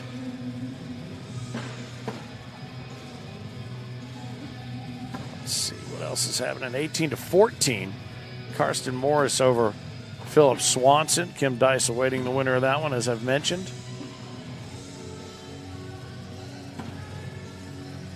Mike curves that one in left to right. Dustin's got some work to do. He gets one to drop, so Mike has, looks like 2 sitting up top. Yeah. So 10-on-8. Is that right? Yeah. Dustin will pick up his first 2 to crack that egg. Maybe that'll get him off the proverbial schneid. That one's just for you, Mississippi Ninja. He's going to work schneid in there somewhere. First bag out of Dustin's hand, and it's going to drop. I'm just waiting for it to drip in. There you go. And he's going to recreate that exact shot, but Mike's going to have to do some work for him to help him get it up there, and he does. Just run through that, clean it up.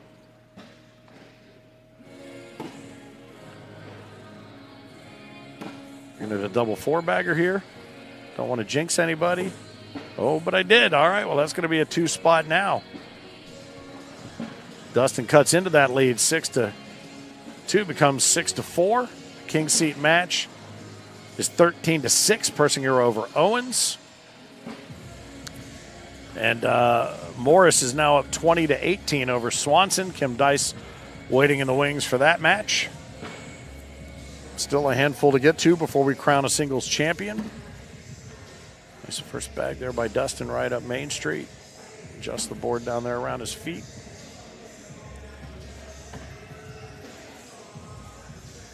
That is the last thing he wanted to see right there. Mike is dialed in when he's given that middle. He is taking it, and Dustin having a little trouble finding that center.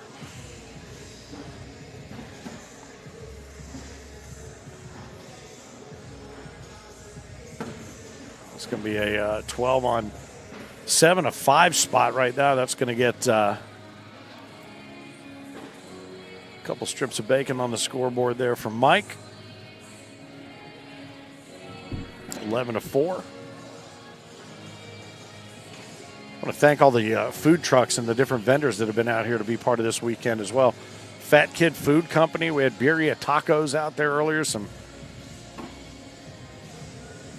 Caribbean food truck. All kinds of different ice treats. Meatball truck. I think it's just called Balls. I'm not 100% sure, but I think it is. Good food throughout the weekend. That one's going to fall. Is he going to go out there and try that airmail? I mean, with it sitting on the back, going slick side down. I don't know.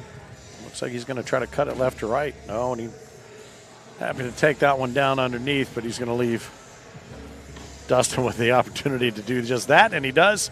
Temptation Island pays off, and it's just going to be a couple of 10s, and that washes them off. Washes that one off and leaves the score at 11-4. Jessica Clark, let's go Dustina. Does anybody go by their real name in this group? Anyone? Bueller? 19-6. Joey Persinger over Kevin Owens right now in the King seat match. Let's see if we can. Oh yeah, Kim Dice is now. Oh my goodness, how about that? Philip Swanson comes back and takes down Karsten Morris, the younger, 21-12. Cody Hines awaits the winner of the match between Kim Dice and Philip Swanson. Dustin Henson right now down 11-4 here on center court. And Chad Jackson will be awaiting. How about this? We could have a head-to-head matchup here in the losers bracket between the newly engaged Chad Jackson and Kim Dice. There's a couple sitting up top. There's an opportunity for Dustin. He does not take advantage of it, but he'll take those two. Puts him to 11-6.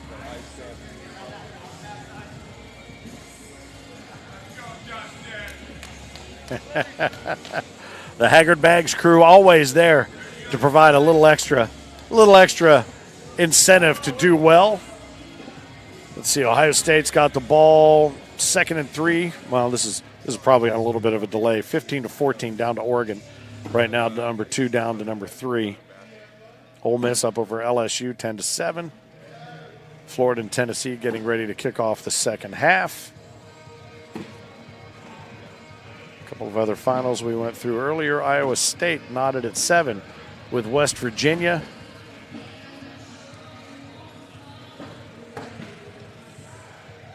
Mike leaves that one out to the side. That's going to give him a couple more. 1 at a time, 2 at a time. 11-8. Dustin Henson slowly but surely making his way back, and the King seat is set. Joey Persinger takes down Kevin Owens 21-6. That drops Kevin Owens down into the losers bracket, and it could be Chad Jackson. It could be Phil Swanson. It could be Kim Dice, Cody Hines. Could be a rematch there. Dustin or Mike, any one of them could be facing off against KO to try to get back into that championship match. All of that will be happening here for you right here on center court when we crown our Medford Major singles champ. Dustin's got some work to do until he doesn't, and then Yeah, Mike having a word with himself as well. That again, we maybe it's true, maybe it's not, but it sure as hell seems like it from here. And that is that hardest bag when you've got a wide open board, either to board it when you're asked to do so by your partner, or just to take an open board and put it right up the middle. I'm not making fun. I can't do any of it. That's why I talk about it. I can't do it. Will the rest of the final games come out to the center court, Tammy? That's what I'm hoping, but we still have a handful to get through in the losers bracket, and as deliberately as Mike Worth has been playing, these games are taking a little bit longer. So Chad will face off in the winner of this one. I would love to tell you that we're going to have them all, but right now Kim Dice and Phil Swanson are already going head-to-head. Kim's up 2-0. Cody Hines awaits the winner of that one. So I would imagine when we get down into the semifinals of the losers bracket, we should be able to pull everything here. But I know in the interest of brevity, I know Candler's running a tight ship over there, so these guys continue to battle it out. But a couple extra points put up by Worth, 15-8. Congratulations to Joey Persinger holding that king seat.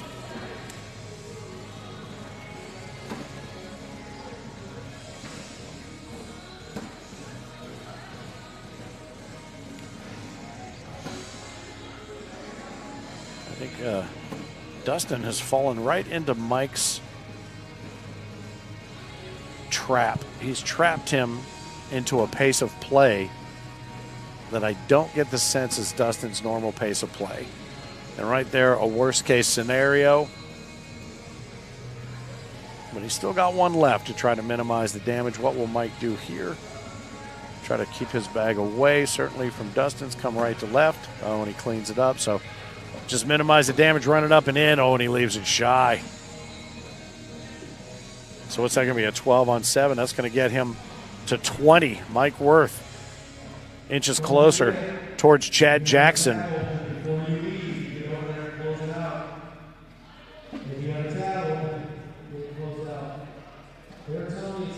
Making sure everybody comes out and closes out their tab at the bar. And if you don't come close it out, I believe a 100% tip is appropriate.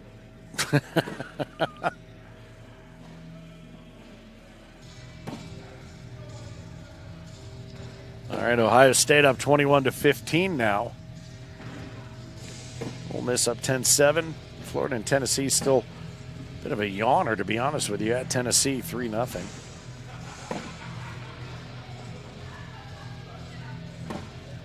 See what's going on. 20-8. That's going to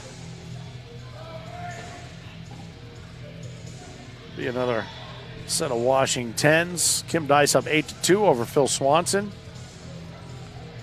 Cody Hines awaits the winner of that match. We're getting there, kids. We're getting there. 6:03.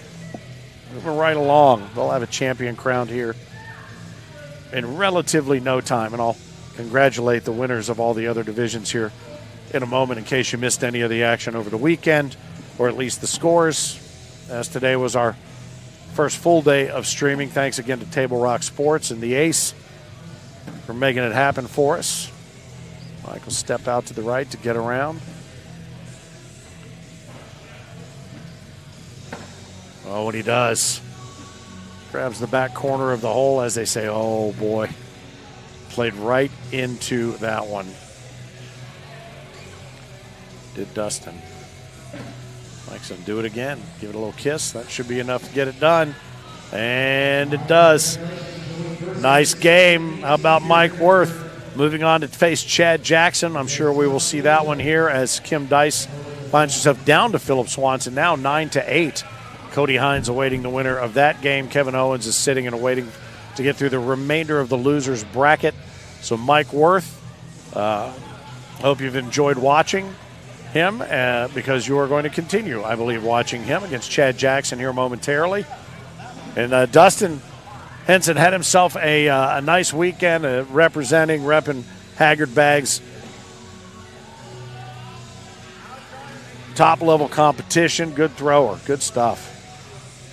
Thanks again to Compass by Margaritaville, Patriot Electric, Rogue Disposal and Recycling, Travel Medford, How about Mount Ashland, local mountain playground, the Cow Creek Band of Umpqua Tribe of Indians, and Sign Dude, the Sign Dude. What's that? We're gonna have Mike Worth and Chad Jackson. Yeah. Yeah, he's deliberate. I knew if I get in front of him, it'd be hard, but like, it's, Well, he also pulled. it's the hardest bag of the game. If you miss, you just go. Yeah, Dustin's over here kind of bragging about Mike's gameplay, but I'll tell you what, he pulled you into a little bit of a trap. His pace of play is way different than yours, and he slowed you down. Walks out front. Yeah. When I did, I won the round, but I didn't get very many of them. Yep. And when I missed one, I never got first bag back. Yep.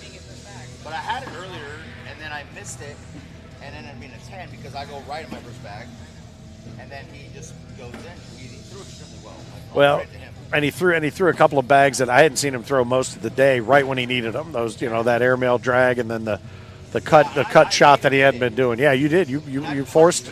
Practice, I had 3 in a row. That's what you. Yeah, that's what you said. You got him earlier in the day, but we shall see. Let's see what's going on here with. And the down and back. Remember? And the Oh down yeah. and back. Yeah, I had 3 and he missed all of it. Yeah, 12 on 12 right now. Prove it. Kim Dyson, Phil Swanson nodded at a dozen. Cody Hines waits. It's a different pace of play. Yeah. I used to play a little slower than that, but All right. So Chad. over a 9 probably, but he was probably 11. He was on fire. He had the shots when he needed them. He made a couple of mental mistakes, but they didn't impact him the way that some of the bags off that hurt you. But Trying to get fancy. Yep. because I knew I was going to need all of those shots. He's just, Yeah. like those old guys. who Again, change yours. oh yeah, I don't want to know. very deliberate, very deliberate. Everything's going to the hole. Yep. Well, these two not setting any land speed records, just walking back and forth from board to board. Right on. It's going to take a minute. All right, be good, brother. Nicely played, Dustin Henson. Haggard bags, good stuff. Kim Dice down 16-12. So there may not be a lovers match coming up. Cody Hines awaits the winner of Philip Swanson, who's up over Kim Dice 16-12 right now. Kevin Owens again waiting to battle his way back to take on Joey Persinger, who sits in the king seat and put KO down where he has to wait. All right, now they have decided to press play, and we are underway. First bag left up and out of play. Up on the outer fringes there from Chad, so we're going to leave 2 up there now. This could be a 4 spot if Mike's just able to run them up the middle, which I don't see any issue with doing. Oh, boy. This is going to be a 12 on a 6 right out of the chute. It goes slick side down, and it's not. He lets him off the hook. So it's going to be a 10 on 6. He'll start with 4 as we inch even closer to that final match. Again, Persinger in the king seat. Mike Worth up 4-0. Phil Swanson up 18-12 over Kim Dice right now on court number 2.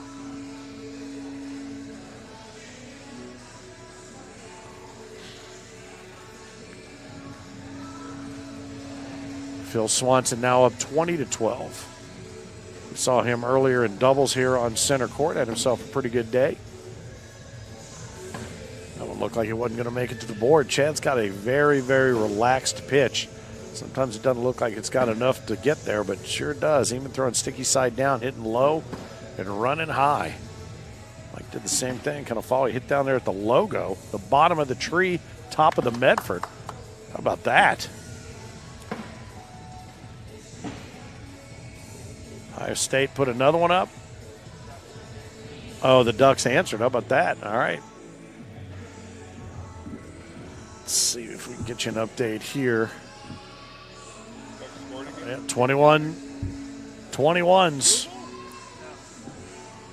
A touch, a down. Sorry to our Midwest visitors. Oh, that's all right. The Ohio State. That's all right. I only live there. I didn't go there. Mike Worth doubled up on Chad Jackson right now. 4-2. Nah, Louisville's my team. And when it's the Ducks and the Bucks, I could give 0. Fill in the blank. I got no duck or buck in that fight. I just want to see a good game. I just hope it's a really good game. You guys have been doing sports forever. Joe, let me ask you this. Does the phrase, "it was a lot closer than the score made it appear," drive you nuts? It makes me crazy. It's exactly as close as the score was. Yeah, it's exactly what the score indicated. That's always made me nuts. And these guys knotted at 4. Kim Dice still holding on by a thread, 20-17 now with Phil Swanson. She's getting those numbers punched into Scorholio over there on court 2. Goes down to gather up her bags, so throwing those CBCs. Cody Hines awaits the winner. Mike Worth and Chad Jackson knotted at 4. Up and over, and a miss off the backside. Manoa's doing a pretty good job of keeping their bag straight when they were slick side down because they had the different color carpet. But now these two have the exact same color carpet. So Chad throwing the CBCs and Mike throwing the IMFs. Slick side down, run it through.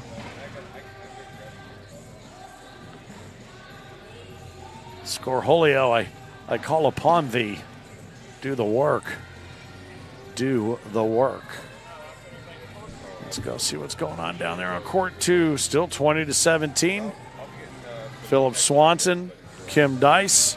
Oh my goodness, Kim just reversed course and took him down 21-20. So Kim Dice will face off against Cody Hines, and if he wants to keep the peace at home, it'll be very interesting to see just how badly Chad Jackson wants this, because he just put up a 4 spot, 8-4. Oh, and there's one off the backside. Hey, man, nice to meet you. Thanks, appreciate you, Mikhail. Oh, and there's another one. Slips and slides right off the back. Oh, Chad, what are you doing? It's that big round thing in the middle, boys. All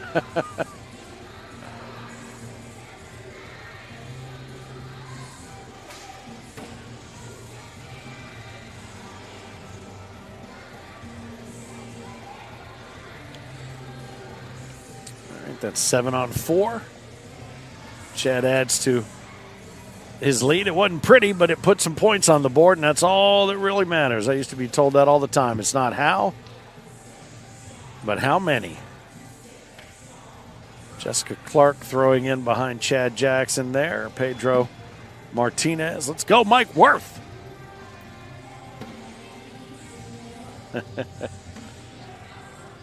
They waddle like ducks. Cooks, I'm saying they flutter. Remember Billy Kilmer? Remember the old quarterback, was it for the Redskins? Are you allowed to say that anymore? Kilmer?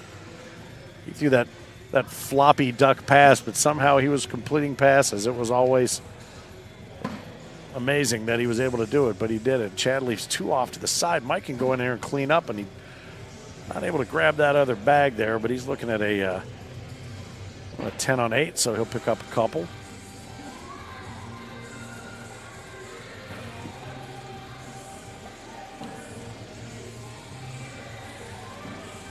Takes it to 11-on-6.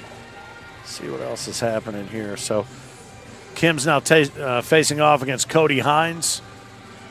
I'll tell you what, Tammy, you might be able to watch the finals here and watch a full-length movie when all is said and done before it's time to cash it in for the night. We are humming. Cheer play wrapping up. Great cornhole being played by all sorts of players from all over the region. Again, thanks to Wes from Haggart Bags and State 31, Carl and his crew. Appreciate you. I don't think I've ever seen as many heads hung low. Chad's talking to his bag. Right? I got to know what he's saying to it. Slick side down to kind of push everything through. Chad's got a little bit of work to do. Mike was nice enough to leave one down front on the front porch for him. They decided not to go down and clear it out, so he's going to go up and try to run everything through, and he leaves it off the backside. And that is going to be, what, a 6 on 9 on 6. Yeah, 9 on 6. Worth picks up 3 there, cuts the lead down to 11-9. There's our king seat holder sitting across the way here, keeping an eye on who might be his competition in that Winners' Championship final. Worth takes first bag inside arm up the middle. Nice blocker, V block. Chad says, all right, I can re-block that V block. Oh, yeah, well, I can re-block your V block, re-block. Chad says, all right, I can put one up there in the corner. You didn't think I could, but I can. Postage stamp.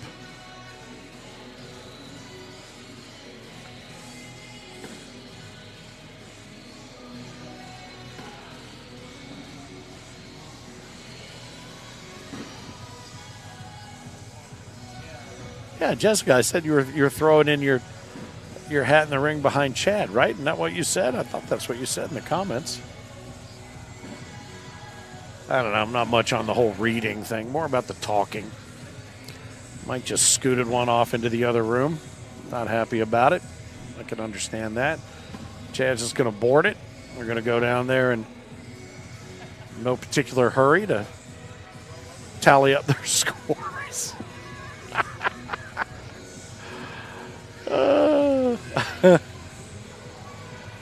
What's funny is 6-5, and that'll yield a point there for Chad.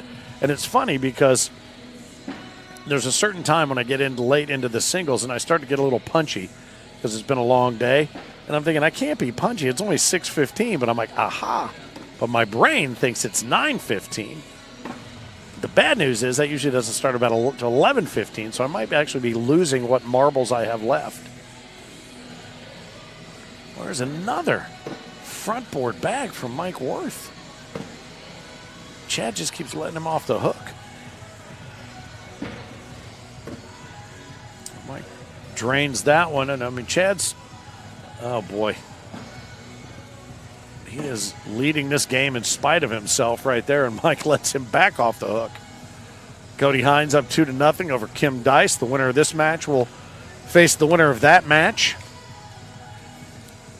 Mike is happy and he knows it. He's clapping his hands. 12 on 10.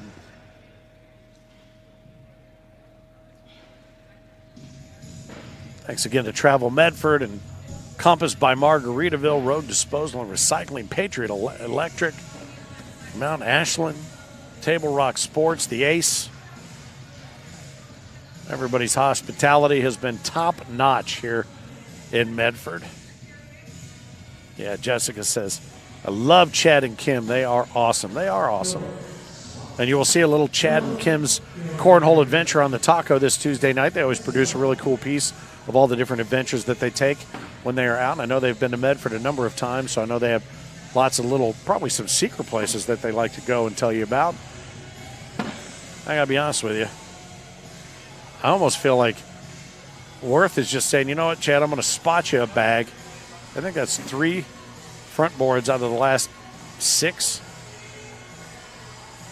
pitches. So with that 10 on 7, that increases Chad's lead 15-10.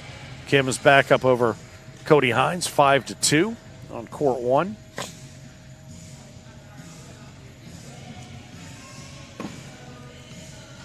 Appreciate you checking in there, Chicken Lips. It's just so weird to say and get away with it. That's great. Red Bluff. Chicken Lips and the Cowboy out of Red Bluff. Chad seems to like those out-of-the-way destinations there on the board. So that's a washing 10 between the two of them. That'll keep it at 15-10. Kim holds that 5-2 edge over Cody Hines. And in case you missed it earlier, the video and the announcement is there for you on the Facebook page. We did announce that we will be telling you where Worlds 21 is going to be in about a week. So then you'll know Tulsa, Oklahoma for this season, Worlds 20. You'll find out in a week where we're going to be going for Worlds 21. And we revealed that Worlds 22 will be coming right here for the Rogue X Center in Medford, Oregon, and we cannot wait. A little over 2.5 years to get prepped and for you to get ready to come out and see some things you have never seen. I guarantee it. You've never seen the majesty of some of the nature that's out here. Coming from the Midwest, I've seen hills, and I've been through the Appalachian Mountains and some other things, but I've never seen anything like this as these guys tie it up on 10s again, and they just continue to move forward. But think about it. I mean, honest to God, I'm thinking about it. You might be looking at this going, I'm not doing that. Well, give it some thought. You got plenty of time. You can still play all of the points-earning tournaments that you want to qualify for Worlds and then make a thing out of it, you know? That's what we want to do, give you a chance to make a thing.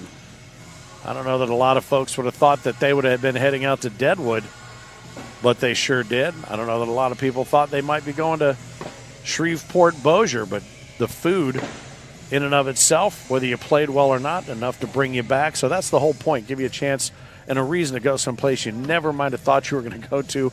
And I got to be honest with you, I think Mike's getting tired. I think he's getting a little gassed.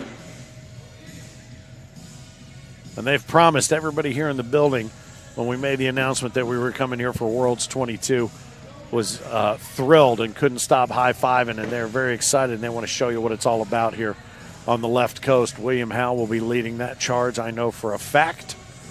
Our friends TJ and Darren doing the same.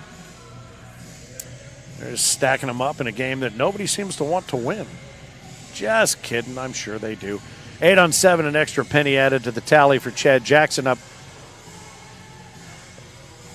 by a half a dozen. Cody Hines now up by a similar penny now. He's up 6-5 over Kim Dice as the two are battling to get to the game that will decide who faces off against Kevin Owens to get back to that championship match.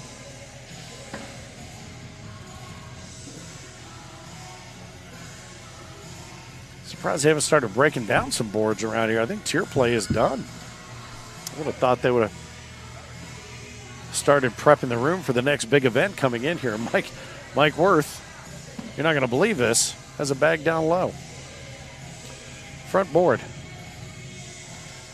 Clinton, you might need to send him some of my carpet burns, buddy. Let's go, Mike. Let's get it up there. Let's do it to it. Oh, boy, and then overcompensation and off the back. Chad comes in and a very odd slick side push there. Mike's got 2 left. I would suggest if they're asking each other for advice, they might want to quit. That one, at least it's on the board, he said. Oh, and that one's going to drop. Mike's going to help him out with that one, whether he wants to or not. Hanging on by a thread. There's nothing underneath. 3 on top for Chad. One's about to be underneath, I do believe. Oh, and it stays. The physics of the beads. One in the front yard and one in the backyard. Yes, there's one in the front. There's 2 in the backyard, one in the front yard, and there's 4 or 5 up on the roof. I've been watching too much cornhole. Too much, yes. Joe, unfortunately, you're starting to succumb to the vernacular. Yes. You've taught me well. Well, I've learned from the worst. So, yes, right. I'm an aggregate of those around me. I've stolen from the best. 17-10, Chad Jackson holds that lead up over Mike. And Cody Hines holds a 10-7 lead over Kim Dice. Everyone else around the building is currently jumping around. The good news for Mike so far with 2 bags in hand. His other 2 have ended up really much more so where he wants them than where they've been going. And Chad, nice roll bag there, whether he was intending to do that or not. Now, Mike's got a choice. Is he going to want to go down and take a look at it? No, he's talking to himself now. Let's figure out. His coach is in his head. He's going to go up. Yeah, he's going up and trying to drain it. Oh, and he puts one off the back. And I think, what's he got there? I can't see. That's an 8 on 5. And that takes Chad to 20. Okay, I thought that might be enough with that one off the back. But one still left to go. Some would say the hardest point in cornhole to get. The last one? Don't know. Cody Hines holds a 10-9 lead right now over Kim Dice, who is fighting hard over there on court 1. Chad could drive the nail into this anytime he wants to, but he's playing nice. There's the opportunity to seal the deal, and he's not able to do it that time with Mike getting him off the hook. So now you got 4 on 2, 5 on 4, 7 on 5, 8 on 7, and what was that, 10 on, I lost track. I was doing my own math. My brain locked up. 10 on 8? Yeah. Is that right? Yeah, 10 on 8. Right on. So Mike picks up 2. Chad unable to nail that final nail right into it, but we'll see if it happens this round.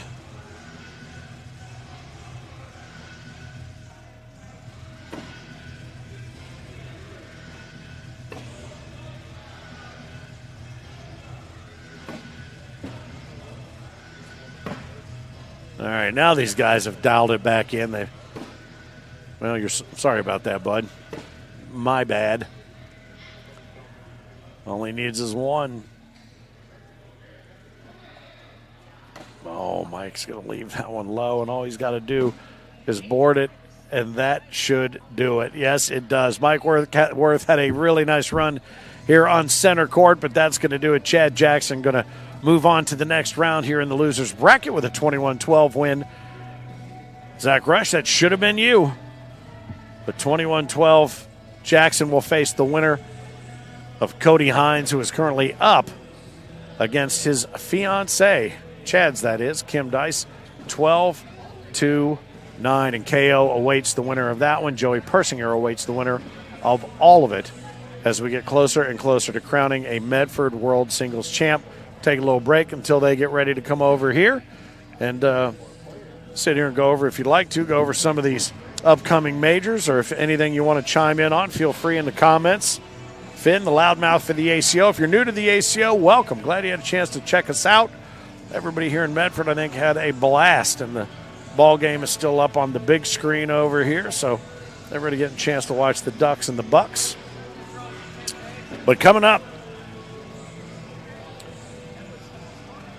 wow, look at this list of every place we've already been. Just recap, by way of recap, season 20, Buffalo, the OCC in Clearwater, Florida, got in there just in the nick of time, and Lake Charles, Louisiana, the Legends, Bryan, Texas Major, Toledo, Chicago, Atlantic City, Hamilton, Ohio at the Spooky Nook, Salt Lake City just wrapped up about an hour ago here in Medford. We're getting close to crowning a singles champ, and then it is a weekend off, and then we double up again October 25 and 26. The Lubbock, Texas Major, La Crosse, Wisconsin happening at the same time. Then you've got Destin, Fort Walton Beach, and don't forget, if you're going to Destin, Fort Walton Beach, that one is a BYO everything. Bring your own food, bring your own beverage. That is going to be a party November 1 and 2. SoFi in Upland, California, November 8 and 9. Tupelo, Mississippi at the Tupelo Furniture Market. November 15th and 16th, I do believe my boy Philip Barnett, the Mississippi Ninja, will be running point on that for you. Let's see, where else are we going to be? We head off the weekend of November 22 and 23, 2 different spots. The Pennsylvania Major there in Mannheim, the very first, the original Spooky Nook complex there, larger than the one in Hamilton, just under 1 million square feet in Hamilton, and the one in Mannheim is even bigger. Pocatello, Idaho at the Mountain View Event Center. That's November 22 and 23. And then Thanksgiving weekend and the next of our Pro Series skins majors, South Bend, Indiana, as it has been for a number of years. Always a fun time, just about the time you want to get away from your family, and we give you the perfect place to go do it. Fresno, California follows in December, 6 and 7, and then the 13th and 14th. Dallas, Texas, and Concord, North Carolina. Fort Smith, Arkansas follows December 20 and 21, just before Christmas. Then after the first of the year, we turn the calendar, and we tent pole this bad boy, the third of 5 Pro Series skins at the Super Major. That one will have doubled purse for the Pro Series skins. That will be $10,000 in added purse money for that one. Looking forward to seeing all the pros that roll out to qualify for that. Beloit on the schedule next in January. Knoxville, Tennessee, back here in Medford, January 31st and February 1st. So those who might be thinking about possibly checking us out here for the Worlds, but you want to come out and see what it's all about, might be a good opportunity if you're not too far away, or if you just want to take a nice long weekend. Certainly February will be, 1st of February will be a little bit different. You'll see, I would imagine, some snowpack at the top of the mountains that we've had an opportunity to see without said snowpack, but you'll understand where all that clean, clear blue water comes from, to be sure. So that will be back here on January 31st and February 1st. Dalton, Georgia, the carpet capital of the universe, on Valentine's Day weekend, February 21 and 22. Clarksville, Tennessee, the CBC boys will be running point on that one. I believe Fergalicious will be out there. I think it's about 30 feet from his house. Tulsa, Oklahoma, your opportunity to get there and sneak peek what's happening for the World Championships this year. That'll be happening March 7th and 8th. Bentonville, Arkansas, one that is always one that's circled on everyone's calendar every year, March 21 and 22. Again, that's a BYOB. Peoria, Illinois, March 28 and 29. And then it's Shreveport-Bossier will be our next Pro Series skins. That'll be our 4th of 5. Then Toledo, Upland, Texas, outside Dallas, Duluth, Mobile, back to Chicago, Camp Margaritaville, and Auburndale, Florida. Whew. And then we wrap it up Memorial Day weekend with the 5th and final Pro Series skins, and that will be in Branson, Mo. So what a schedule we've already got under our belt, and we're going to have to loosen that belt and fit a bunch more under there. So as we get ready to see who will be challenging Chad Jackson, will it be Cody Hines, who holds a 16-10 lead over Kim Dice over on court 2? That'll be the next one we have here. Chad versus the winner of that, and KO Kevin Owens. Osho will be fighting his way back to that championship game.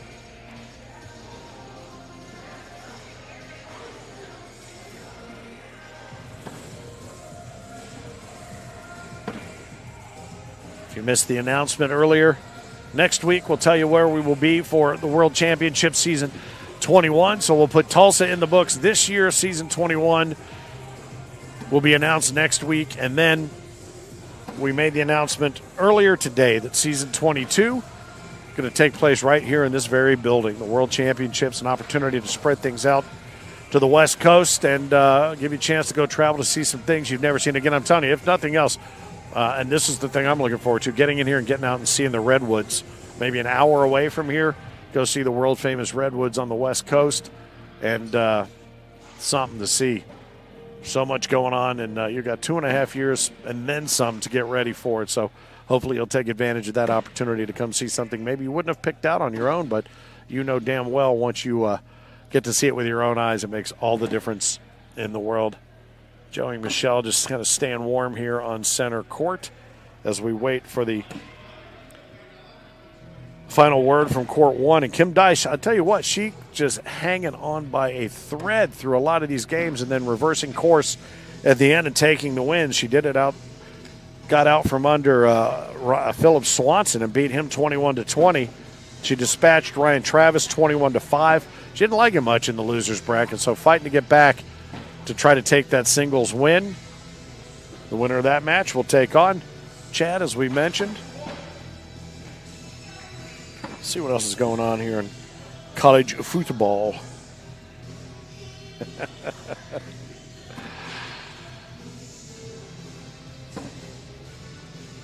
Tier 5 singles winner, no way. Darren Van Len from Travel Medford, one of our 2 hosts this weekend, took Tier 5. Nicely done.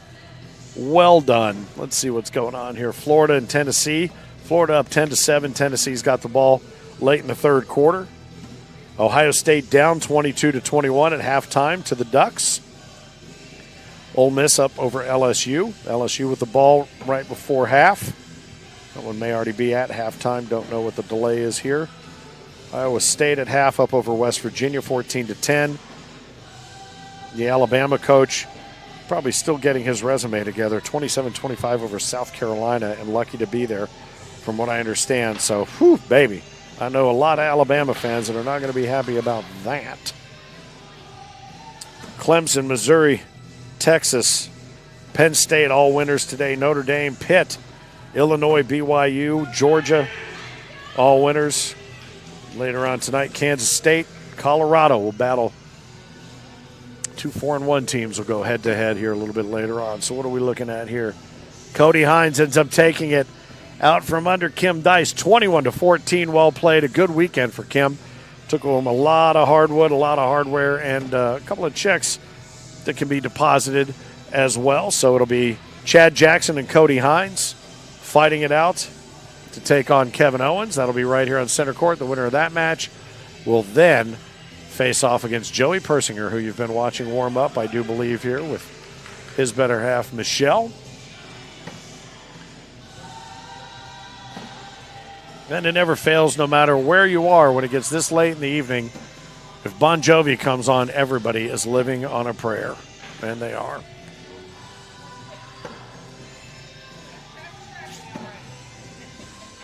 All right, Chad Jackson saunters over to center court. He will be facing off against Cody Hines, who has been throwing lights out. He's had a really good day. He's had some tough matches, but I'll tell you what, he's one of those guys, and I love this about Haggard, that they made sure he could get here to be here for it. So he's a guy that has fought hard to be here, and I'm sure the Haggard folks will be in his corner. Tammy Graf Klinger. Graf, is that a hyphenate? Is that maiden? I don't know why I've never thought to ask that. Looking forward to Medford. Cool. I wanted to go west, and gave me a great reason to go play cornhole and do some sightseeing. And I'll tell you something, you will love it. It's really, I joked about it a little bit, but it's sort of like walking into a Bob Ross painting.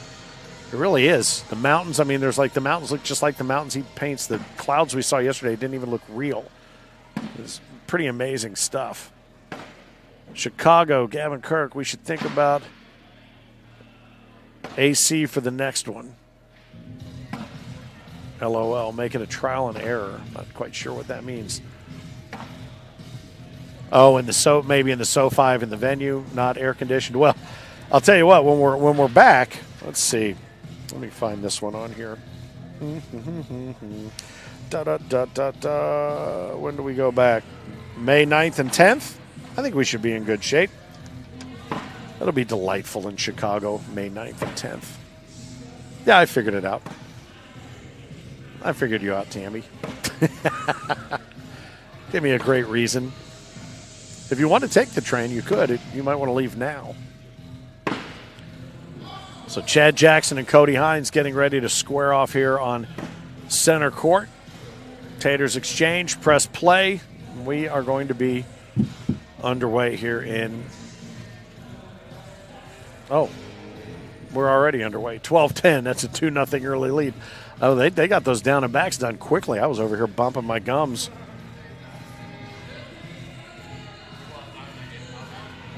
Missed that they had already started the game. I don't know where Hal went. I know a lot of you. Oh, there he is. I see him over there.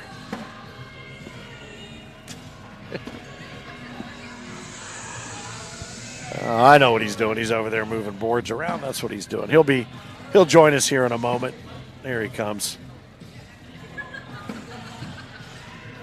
The number of people that, since we're here in the Pacific Northwest, that have taken grainy photos of William Howell over here as our resident Bigfoot is two people showed me photos they took of you, and they swore they could see the zipper on the back of your Bigfoot suit. I said, no, that's just you.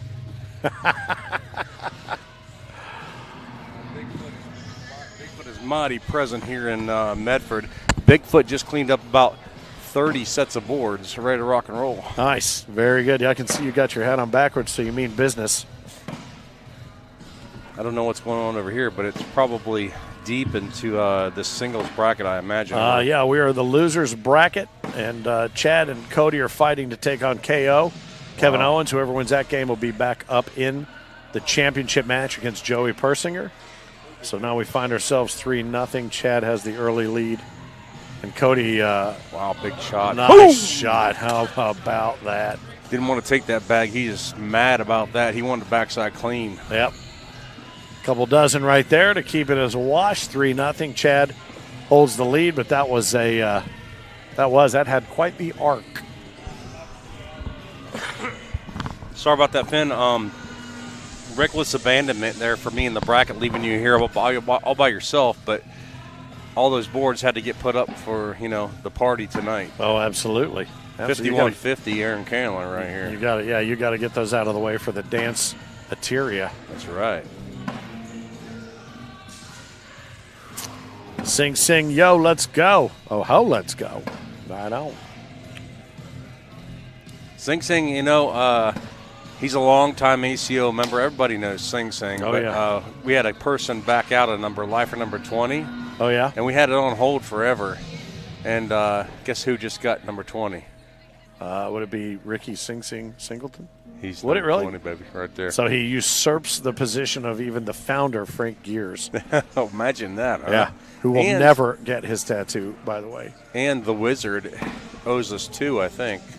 Oh, Oz? Oz owes us 2, 50 and 100, I believe. Yeah, and if he gets to 150, he's going to have to get that brand. He's going to have to get the hot brand, the cold brand, and the tattoo. Yeah, that'd be amazing right there. I'll tell you what. He ought a tattoo on top of the brand. Boy, oh boy. I'll tell you what, there is a magnet on the front of these boards on center court. I've seen more front boards today than I've seen in a long, long time. Cooksey wants to know if you want a wrist adjustment. Howell's chiropractic services are active, but not this weekend. They haven't been active. I wish I had my own services this weekend. I've needed it for sure. We'll have to show you that wrist maneuver there. No, you will not. Nope. After hours this evening, if anybody needs a wrist adjustment and you're watching from the crowd over here, come and see me, free of charge. I don't know why. That sounds like some Robert Kraft kind of stuff. Your wrist adjustment? I think not. All right, these guys each have left themselves a lane right up the middle. Cody's going to take what he's given himself, and Chad should finish up, and they do, and they split the difference, and they wash the score. Cooksey experienced the wrist adjustment in Tulsa, the home of the World Championships. Oh, yeah? Yeah. Got his first there. Won't be his last, I bet. I know he's fighting hard to get back into prime playing shape, but he had himself a nice weekend in Spooky Nook and Hamilton.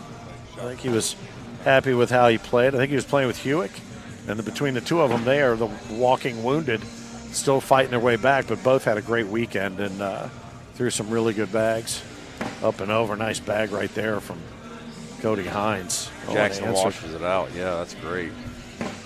And that, I mean, to throw with that high of an arc and bounce and hop in, look at that. Are you kidding me? Right there. Wow. How about that? It was a whiff on the tater, but I'll tell you what, that was bounced off of that ridiculously low blocker. That's a 10-on-10 hip check right there. How about that? Yeah. 7-3, Cody Hines. Man, he's a tough player, especially late into the evening. He's got so much stamina and endurance. A lot of energy, yep. When he hits it so hard and it just hops just right. But I tell you what, Chad, what's been interesting about watching Chad, he plays exactly like the person he's playing with. Does that make sense? It does. It's they talk about playing up or down to the level of your competition a lot of times in the NFL or whatever. But his game looks just like the person he's playing, no matter what that game is. It's kind of like a chameleon. It's interesting the way he's doing that. I'll tell you what, though, Chad must own stock in Stanley Steamer because he has white hats everywhere I see him. And I couldn't keep a white hat for more than a day, I'll tell you that. No way. Sing Sing says, thanks for the shout-out on the lifetime membership.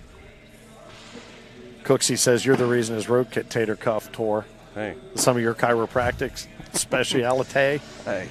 If it's free, there's no lawsuits, right? Yeah, that's how it works. Yeah. Look at that. I mean, it could come back. It's gonna drip in there. No, it's stuck. As Maz likes to say, it's stapled to the back. It's going to be a 10-on-10, couple washing 10s, and 7-on-5 remains the score. Battling to face off against Kevin Owens. Who brought that forward, Finn, washing 10s? I believe it was Allen. Yes. It was Allen in Toledo. not a pro, Allen. Not a pro, Allen, yeah. Allen Ballard. Yes, sir. He gets a kick out of it every time we use it because we usually do give him credit for it. Now look at this. I mean, it's anything you can do, I can do exactly like you do it. Does he go up? He's looking at 1 bag versus 2. Let's see what happens. I mean, he's only up by 2, but it's early in the game. Oh, he's going to lay low.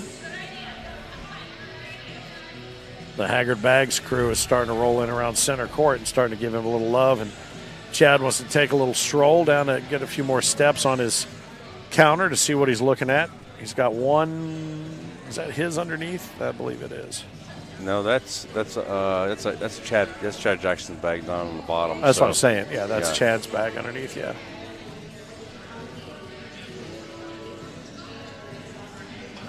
I really like these stars on the sides of these pro jerseys this year. That's pretty special. Yeah, it's a good look. Jack Stevens and Jack and Paula did a fantastic job on these jerseys, as always. Big shot backside, does not drip it. It just jams it up. He's coming down there to take a quick look, try to stare it down in.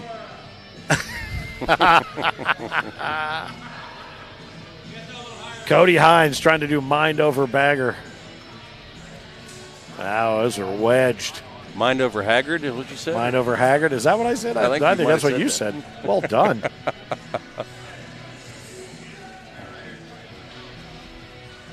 Jerry Stein says, give me an adjustment. No. It'll be the first time you ever see me run. I don't even know if it's a euphemism for something else, but even if it's what I think it is, I don't want it. Chicken Lips talking about keeping those hats clean.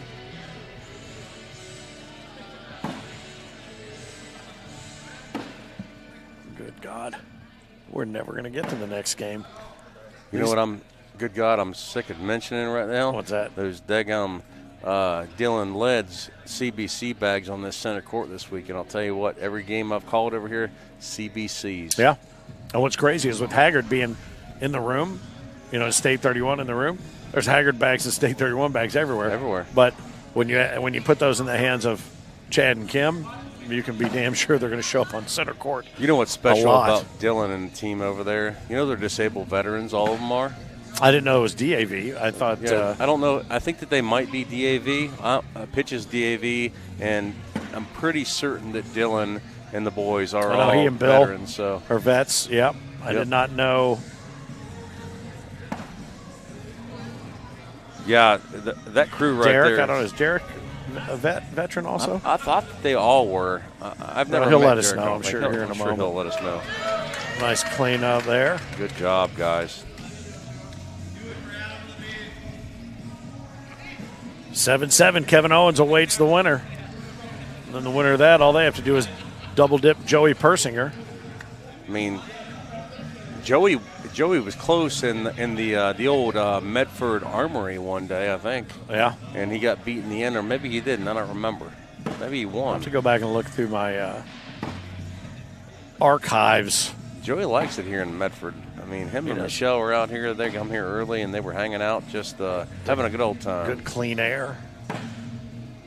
Look at this. Magnet bags. It's just crazy. Somebody's going to have to do something aggressive and remarkable. Probably. There it is, up and over. Oh! Nice bag, and it wasn't enough of either of those laying over the top that he was able to grab it. But, man, that was a nice clean airmail from Chad. So 8-on-6. Tightens that gap. 11-9 now. That was almost a soul snatcher, Finn. Black bags, taking a couple of black bags in the hole, that's a soul snatcher. Oh, is that right? That's I did not know that. Halloween's coming, you got to keep that in your bin there. Yeah. Yep, Dylan says all three of us are Army veterans. Yes, sir. Appreciate you.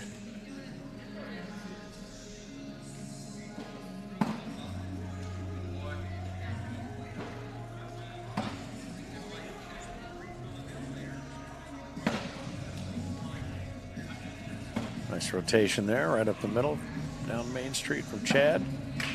Nice finish there. It's a fun game, It's about back and forth. I was over there in Tier 4 too earlier. I wasn't just cleaning up boards. That's why I wondered if you were over there cleaning up Tier 4. No, it was terrible. We went 23 rounds with Anita Tucker. Really? Lost at 21-19. Well, that was a 12-on-6 right there. That puts Cody out front 17-9.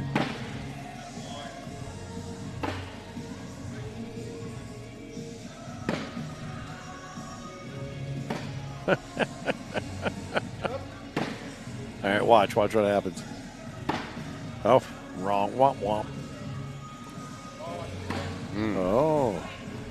Is he going to give him enough room to get left or right? No. He just pick up the 2. 17-9 becomes 17-11. Chad cracks double digits, as you said earlier. It's a big mental boost right there. You know, multiple times he said you can't miss now, and they didn't miss much. No, they did not. So guess what happens next? No, I was wrong.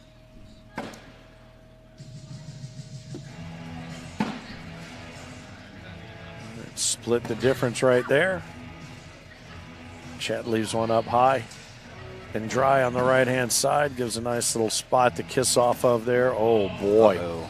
What in the world was that? Mercy. Kim just put her head in her hands over on the bench. Well, and that gives him a big round right there. Wow. That is a big round, as a matter of fact. That's the end of it. That's going to do it, 21-11. Chad, I couldn't figure out whose bags those were up on the top right-hand side, but Kevin Owens will now take on Cody Hines. So it'll be Haggard bags. Yeah, might want to pull our guy over there off the pole. All right, so Cody Hines awaits Kevin Owens, who has been, I think, staying loose over on the other bags. He's show on his way back over, sporting his Oregon green and yeller. Ducks and OSU fighting right now. The Bucks and the Ducks. And it was funny because he said, if you don't have that game on, he was telling TJ, if you don't have that game on here, I'm taking everybody out in the parking lot. We're watching it in the camper, and nobody's playing. So, big screen TV in play. So, KO trying to get back to face Joey Persinger, who put him in the loser's bracket. Scores and updates while they're hitting their down and backs. Tennessee has the ball and is now knotted with Florida 10s. Early in the fourth quarter, Ohio State up 28-22 with the ball. In the third quarter, up over Oregon. Ole Miss up 17-13 at half over LSU. Iowa State up over West Virginia 14-10 at the half. KO is a field superintendent, but he's got quite the sense of humor. He is super witty. I've had a good time with him all weekend. Well, they say when he gets ready to put on the O show, you better get out of the way. Good game, Chad Jackson. Thank you, Chicken Lips. Awesome job, Cody Hines. So these guys will wrap up some final warm-up bags and see who will take on Joey Persinger. All they have to do is beat him and then beat him again. I see Dancing Rosie over there. She has shed her player's jersey in favor of the tank top. Probably easier to dance in. Here it goes. See, I told you. You gave her the... Just a quick wave and they get her to dance. Yeah, you give her the royal wave. All right, here we go right now. We're live.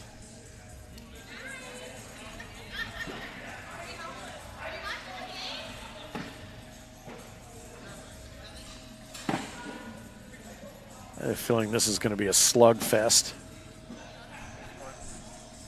Both of these topside bags are pretty light, so it'll be difficult to sort of pinpoint on these. As far as colors? Traffic jams up there. Oh, on yeah. the bottoms, they're a lot darker. Dude. Big Oh, how about Cody that? Hines. It has been that way all day, my friend. I don't know how. It's almost as if everybody said over, let's pick out matching bags. Oh, shove. Nice. Huge shove. Nice push.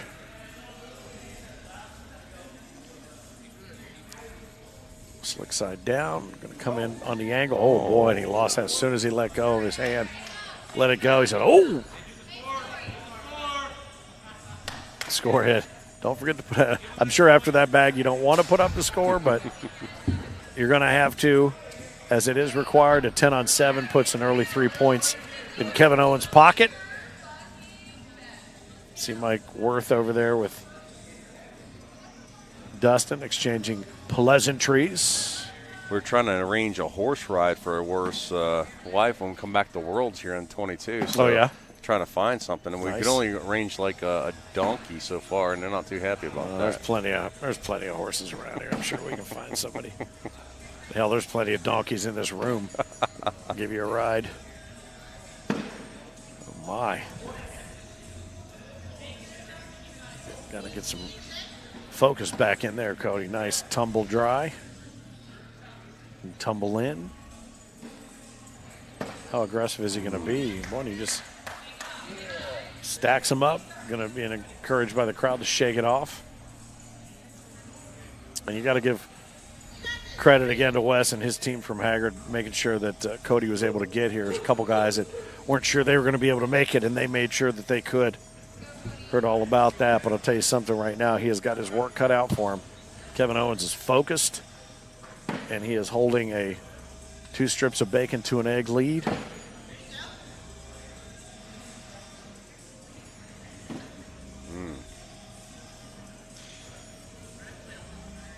A little roll, yep. Jam it up top.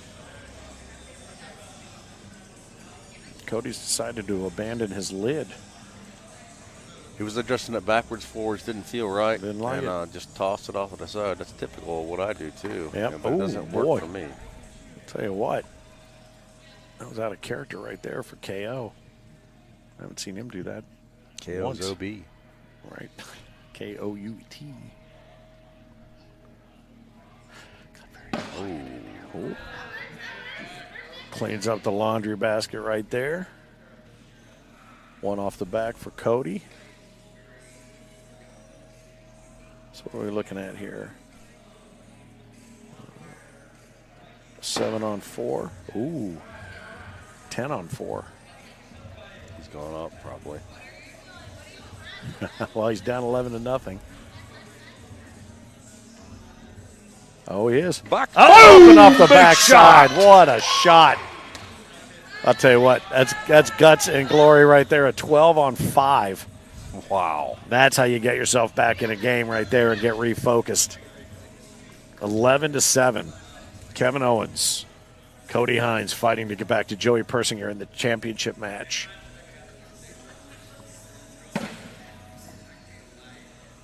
Isn't that crazy? You take that big shot up and over the top, and then you lay one off to the left. Yank it You left. just lose track of the middle in a 30-foot walk.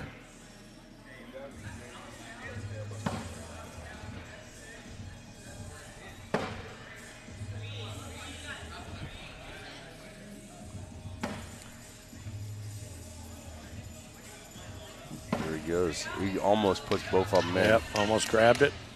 KO's going to lay up. No, he doesn't lay up. Puts it on the hole, tries to drip it in. Doesn't happen, though. I thought he might do him a favor there. I thought he might give just enough of a vibration to pull Cody's bag in there, but that's going to add a couple to KO's tally. 13-on-7 here on center court. Medford, Oregon, the site of Worlds 22 we announced earlier today. You can check out the video on the Facebook page and learn all about the announcement. And also, now that we know Tulsa is this year and season 22 is Medford, in about a week we'll tell you where we're going to be connecting the dots. I think you're going to like it. That's pretty big tip right there. Maybe on the taco announcement? Yeah, very possibly. Oh, very imagine possibly. TACO, not TACO taco. Right? 13-7. Yeah, the TAICO is a new feature we've been running too. I don't know if you've been enjoying that. I have. Some crazy spellings of those kids' names. so Cody's going to step out. What's he doing? He's thinking. He's flipping. He's gripping. And he's ripping. And it just sits up top. KO's going to saunter down, and I used that word twice today. I'm pretty proud of myself. Tried to sneak it down the alley over there. It was pretty clogged up with those trash cans on each side. Couldn't fit down it. A couple of crazy eights. There'll be a wash. Score stays 13-7, and then we will get into our final championship match of the entire weekend.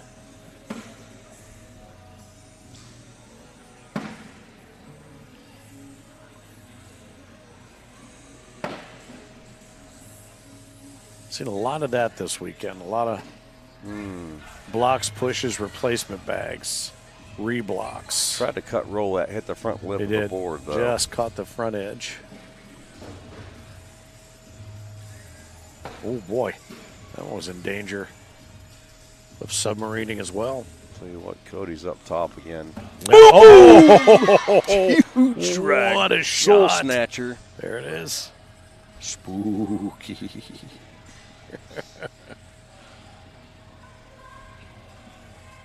One left. What's he going to do? Is he gonna, what a shot. Very, very nicely done. He's got a decision to make. In the hole's a wash. Is he overthinking it?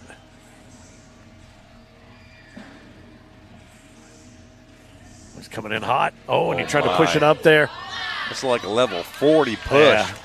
I really only know one person who can pull that push off from that low, and he is our reigning king. Wow. Maybe there's a couple others out there, but you almost had to call an Uber to push that in the hole. All right, Cody Hines getting all kinds of love and support from the Haggard's crew as they readjust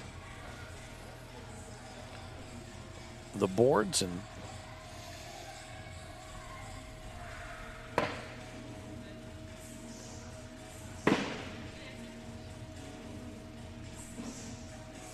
can tell you what, there is quite a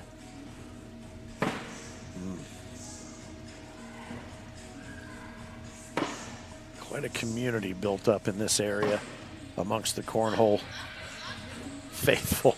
This Jessica Clark, she is really going after him. Osho, that is the ugliest shirt I've ever seen. Good luck. She said, let's go. Cody up and over. Oh, and he kicks one in, leaves two lay, so that's going to cost him a couple. I'll tell you what, Finn, I've been to probably 70 majors in my ACO career. Sure. And Medford is top 2 for me. Yeah. I've been here 4 times, and the community is just, it's I'll say it, I can say it, it's so friendly and so family-oriented, God, family, country, that kind of thing. And the folks here really mean it. And they're so humble and just so grateful for, good company. So I love nice it. Bag.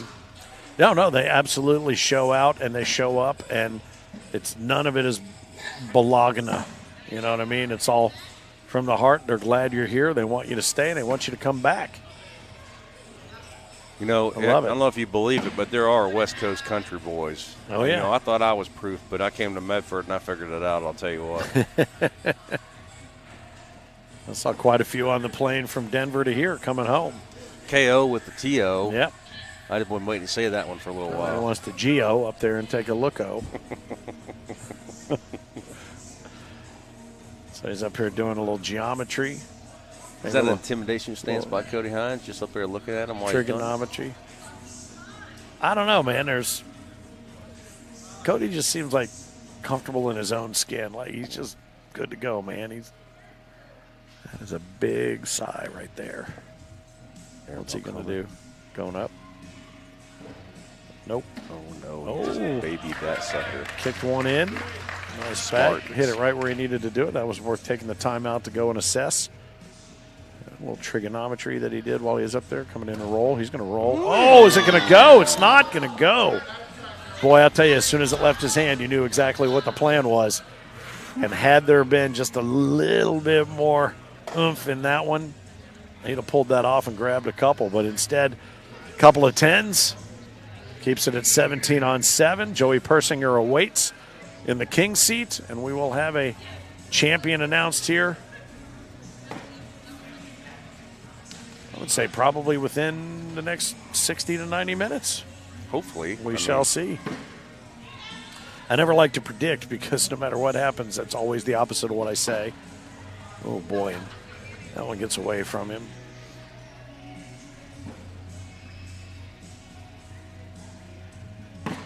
Just take what's given to you.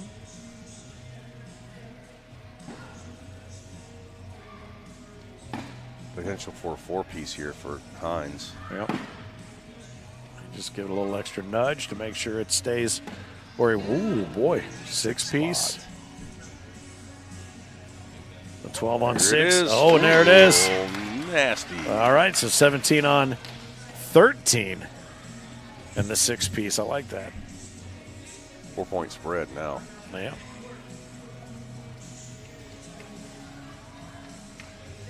Cody is tough to beat. Osho showing out today. He's been showing out all day, and we watched Cody play last night. Yeah, he is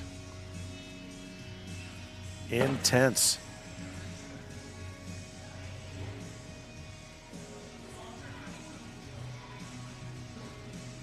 You know what I love about these two, Finn? What's that? No headphones, no earphones. Nope. Ambient sound. Yep. Focused on just mastering your own mindset right in the box. Well, and the focus, like you just said, but and no, both of their throws very compact, very simple, not overly complicated. Big push. Oh. Gets one down and leaves one on layaway.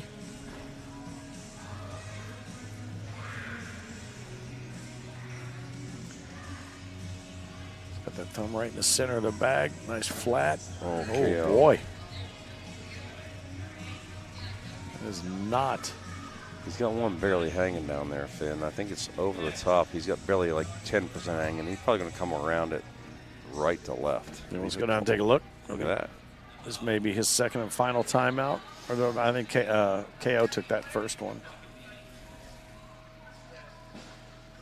He's coming down there to commune with the bag.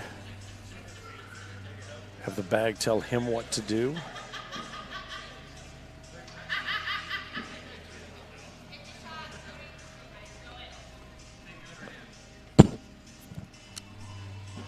Perhaps a second soul snatcher. Here it comes. Nope. No, he just laid it up, and it's not what he went up there to talk to that bag about, I don't believe, but there's plenty of room on the right-hand side, I believe, of that pile for him to come in right to left. Coming in front side down, and he scoots it in there. Great recovery by by KO. Great recovery.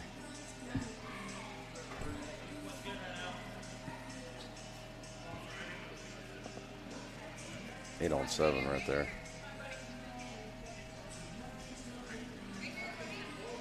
So, yeah, that could have been a lot worse, just losing the single point. 17-14. Joey Persinger awaits, as mentioned. That's not bad. It's not bad. They call that a baby on the front there, Finn. Oh, waiting yeah? to be delivered.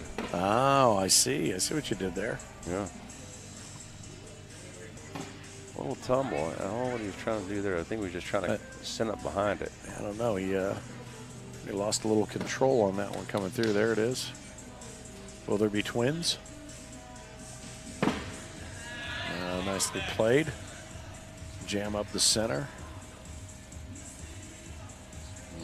He's got fast side down. You push it up there and wait for the airmail, see what happens later. Coming hot. Here it comes. Oh, great bag. Yep, stack it all up. Cody's coming from right to left. Try to pin that bag in there a little bit more. Actually, pretty well done. I think this will be KO's final time out of the match. Yes, sir. Let's come down and see what he's up against, and he sees that pile. It's all gorilla glued together. I think he's just gonna, think he's going to come in hot? What's he going to do Come here? in hot. He's got a bag over there on that side. He's stepping out. He's going fast side down. Yeah, he's done a nice job leading up to this of really moving the piles around when they presented themselves. He's fairly accurate, too. Yeah. Not a bad thing, I don't think. I mean, it could have been worse. Yeah. Could have kicked off. So a 6-on-4 allows Look at that thing. Cody to tighten that up. There he is. Did it to me again, you know. There I said, it is. you can't miss. Can't miss. Oh, yeah. Anymore, and we got past that, you know, double digits, and Cody's been on fire. Yep.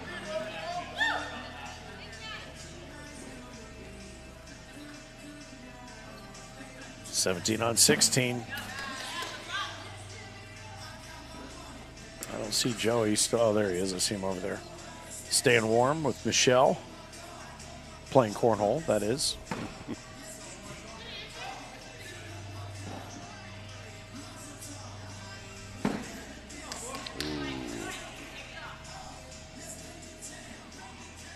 Yeah, if we can get too closer here, if he pins that in the hole. So he's 4-on-1, and now he's 6-on-4.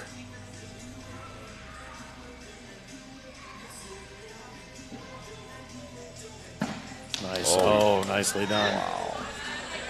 Little forklift action up there. Going to run it through to take those. The question is, can he come in right to left? I'll just do it for him. All right. Fourth bag blues. Hopping right in the middle. Beautiful. And a nice double four-bagger. Well done, boys. 17-16 remains the score. You liking what you're seeing? I feel certain that you are. These guys playing lights out. Good stuff. Thanks again to Table Rock Productions.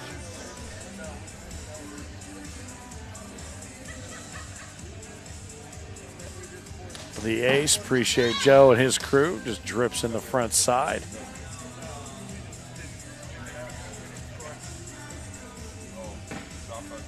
I will say this, something that I've noticed too, you know, the differences in the play that I'm used to seeing and what I've seen out this way.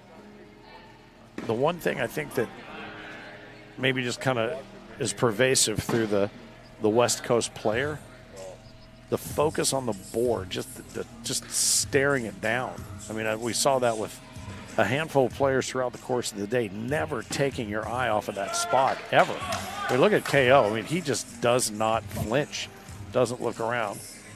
Cody is intense, but now he's going to want to take a look. That's going to be his final timeout. Pretty dialed in, I'll tell you what. I don't know who or what he's talking to right now, but surveying the landscape. They both have a bag. What he wants to do is he wants to see if he can come up the gut and shove that bag that's on the right side of the hole a little further right so that KO can't collect that one.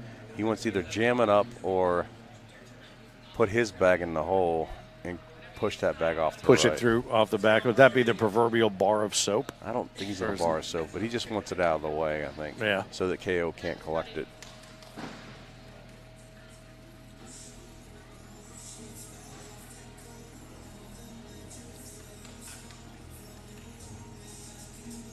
We might go airmail. Nope, laying it low. Blocker. Block.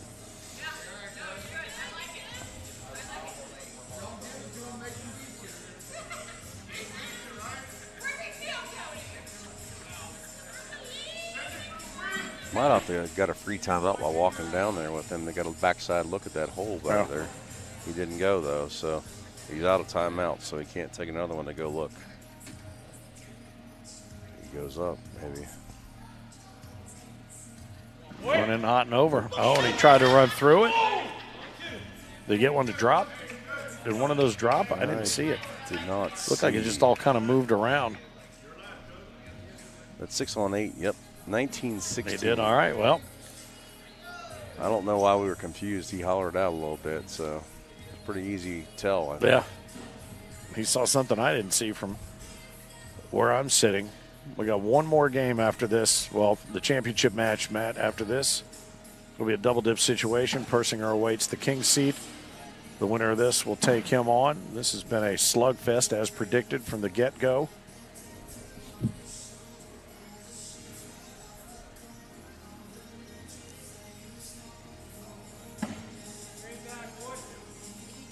It's building up another pile of mess, as the Mississippi Ninja likes to say. Little PPR check. 838 Cody Hines. 862 KO. Yep. Well, there's been a lot of this, and that's not helping. It seems longer than it's been, but only 13 frames right now. Is that right? Yeah, 13 frames. Well, it has been a long, deliberate 13 frames. There's one that drops down underneath. So what's he got? 5 on 2?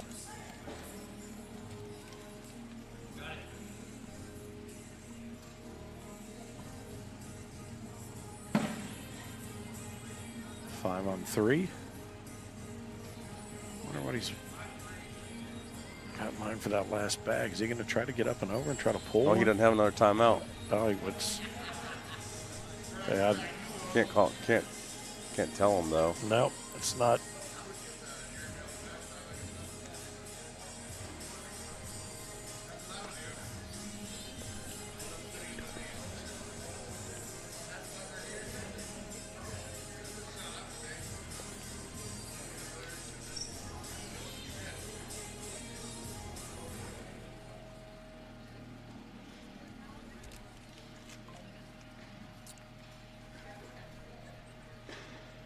We had the PPR check just a moment ago. What did you say it was? Well, this is going to help it. 838, 862.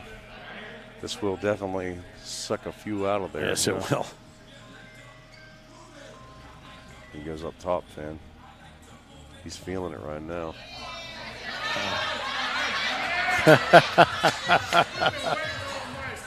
KO's not a fan. Not a fan. It's almost like it was predestined. All right, let's see. Maybe he'll shoot it before midnight. Going up. Yeah, he is. Oh, and he kicked one and it didn't fall. Oh, man, that's going to do it. That's going to be the 2 spot. Congratulations, Kevin Owens. He will be facing off against Joey Persinger in the championship match. All he has got to do is double dip Joey, and we will have ourselves a singles champion crowned here in Medford. It's time for that championship match here on center court. Medford Rogue X. KO will be taking on Joey Persinger in a double dip situation. Very nicely played, Cody Hines. Well done. Receiving all kinds of love from the Haggard Bags crew. Very nicely do. I'll tell you what, Joey Persinger, he is a stud pro. His nickname is Percy, and ironically, he's playing against KO. KO is in the green. Yeah. Thomas the Train, right? Percy was green. Oh, that's right. Percy versus Percy. Oh, the dancing girls are here. Woo! Roland Zolan is here to make it happen. There it is.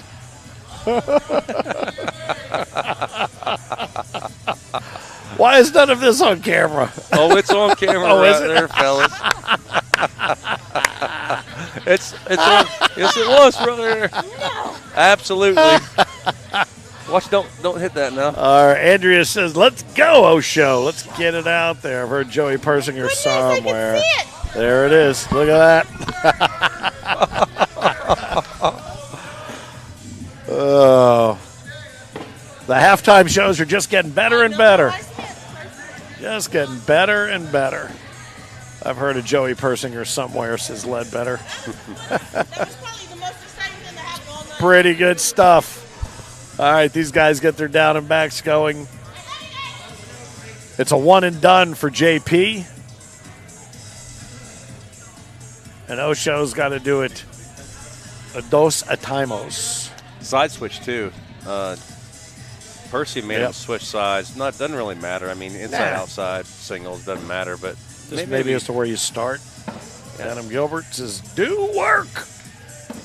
Does Joey throw an OTT? Absolutely, he's throwing OTT. What's he throw? Does he throw the? I'm not sure what he has right there. I don't know I'm not sure which ones they are. We can ask him. All right. Well, while these guys are finishing their warm-up tosses, how about this? Tennessee is now up 17-10 over Florida in the fourth quarter. Right around 2 minutes left to go. What do you say? OTT what? Rotes, okay. Ohio State down to Oregon 29-23, 13 some odd minutes still left in Q4. Ole Miss up over LSU 17-13. LSU with the ball. West Virginia with the ball, but down to Iowa State 14-10. That gets you up to speed, up to date. The Haggard crew is all abandoned ship now over there with Cody high-fiving as these guys get ready to press play and get us underway. Look at that. He said he likes it here. He likes playing up here in the clear air. I don't know what it is, but I mean I like it for different reasons. I ain't never been on center court for a championship, right? But Percy likes to be here just for that, I think.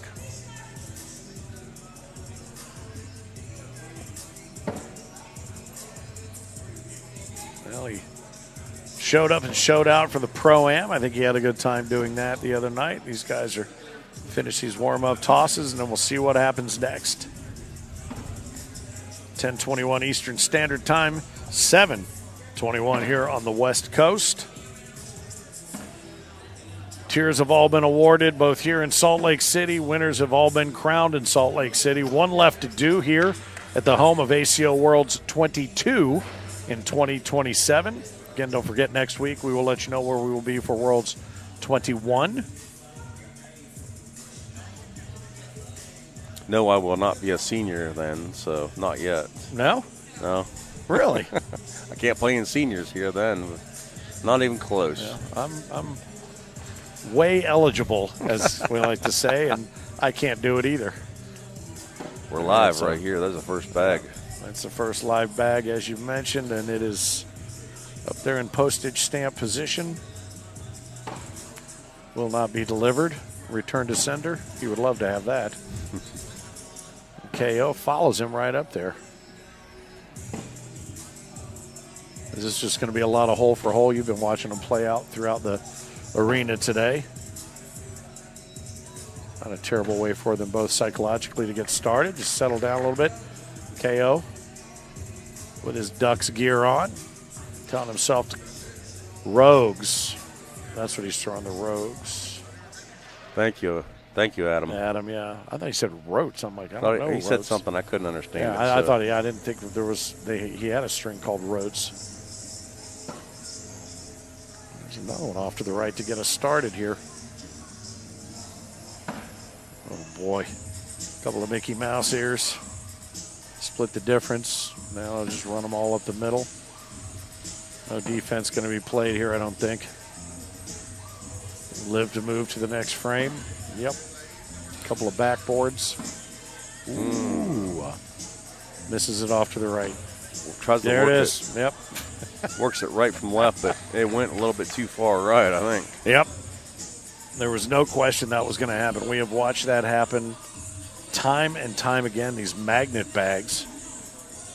So a couple of eights. Snowmen in October. What's that? Snowmen in October. A couple of snowmen, yeah, right. Did get a little chilly in here. Tammy Klinger throwing in for Joey.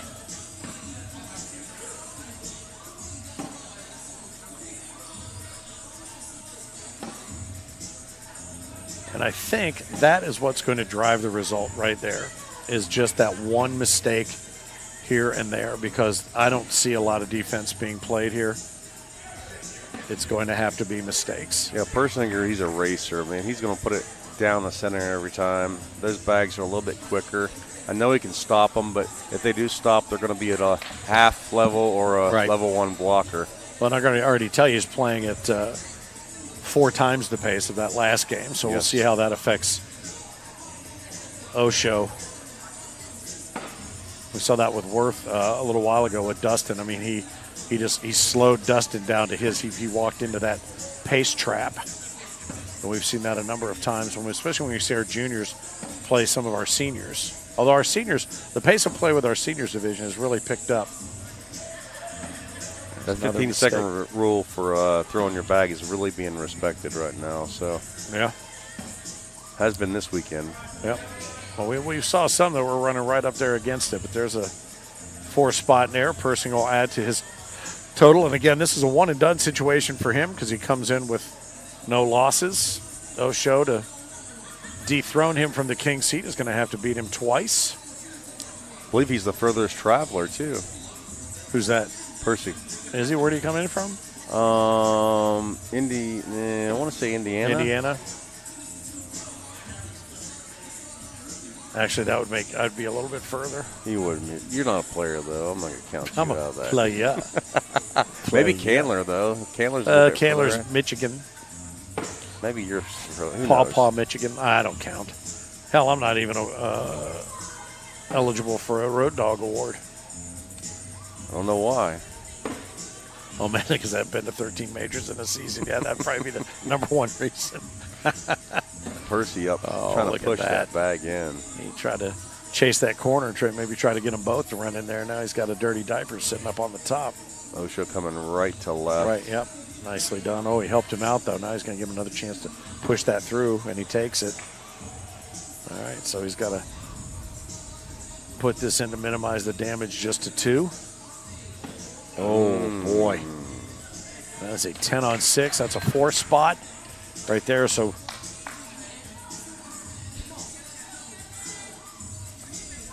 binary numbers up there right now, 10-0. Right about that, yeah. Had a buddy of mine on his old answering machine that used to say, nobody here but us ones and zeros. And he said, I'm the only person that ever said I appreciate the binary code reference. He goes, no one has ever gotten that. I said, well, nobody's as big of a tool as I am either. Well, I guess I just exposed myself. Then. Yeah, you did. Now I know another one. All right, well, one underneath for KO. Persinger should be able to collect with that final bag. He gets one down low. Oh, maybe not now. Run them both in now for the wash. Touches it. It's going to go, I believe. Oh, no. Boy, and he just screws the pooch on the final bag again. So that's an 8 on 6. That'll be another deuce.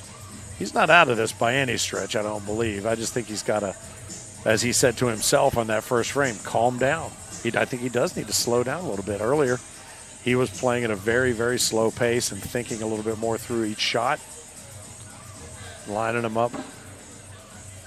Oh, a little defense. I did not think we would see any defense. Up 12-0. Oh, Joey's Illinois. Okay. Oh, my fault. You were right. You knew it began with a I. Same thing. Illinois, Indiana, whatever. That's a typical West Coast attitude right there, mister. Nice bag right there, running right up the gut.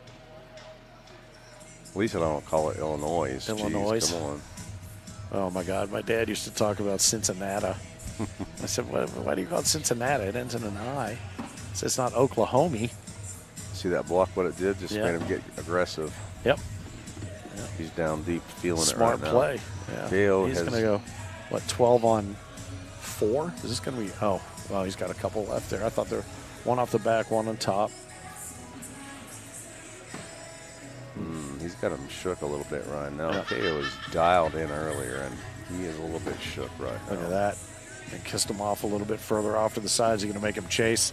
This is going to be a huge, huge round. Going to give up 7. Yeah. All right, so that's going to be a, 12 on 5. 19-0. Wow. Wow. Yeah. You know what I have to say about that? Wow. Wow. Upside down, wow. 19-0. Never would have guessed this. Percy is throwing fantastic, though. Just so methodical and so, he's really only made 2 mistakes that I've seen, and one of them got corrected for him. That one's still gettable. Probably going to fall. Oh, no. KO's still stone-faced, though. He's focused, man. Yeah. That thing just keeps moving a little bit at a time. There it goes. Yeah. Whew, man. Just fluid. Oh, he had to get that in there to hold on to it. That was a pressure shot right there, KO. Osho shows out to make sure that they get that double four-bagger wash. 19-0 in a one-and-done situation for Joey Persinger, Jay McDaniels. Let's go, Joey. Rose in the bleachers is so loud I can hear her laughing, says Chicken Lips. Look at that. It's almost a taunting bag right there. On the hole or near it all day long. Yeah. Step outside. Nice blocker by KO, right in front of it. Just come in sideways. Oh, I thought he missed it. I think he was trying to cut left to right, the way that angle came in. Going to go through this. Still got a few bags left, but he's still going to go through this first slick bag. side down, push that. Oh, boy. Took the risk. And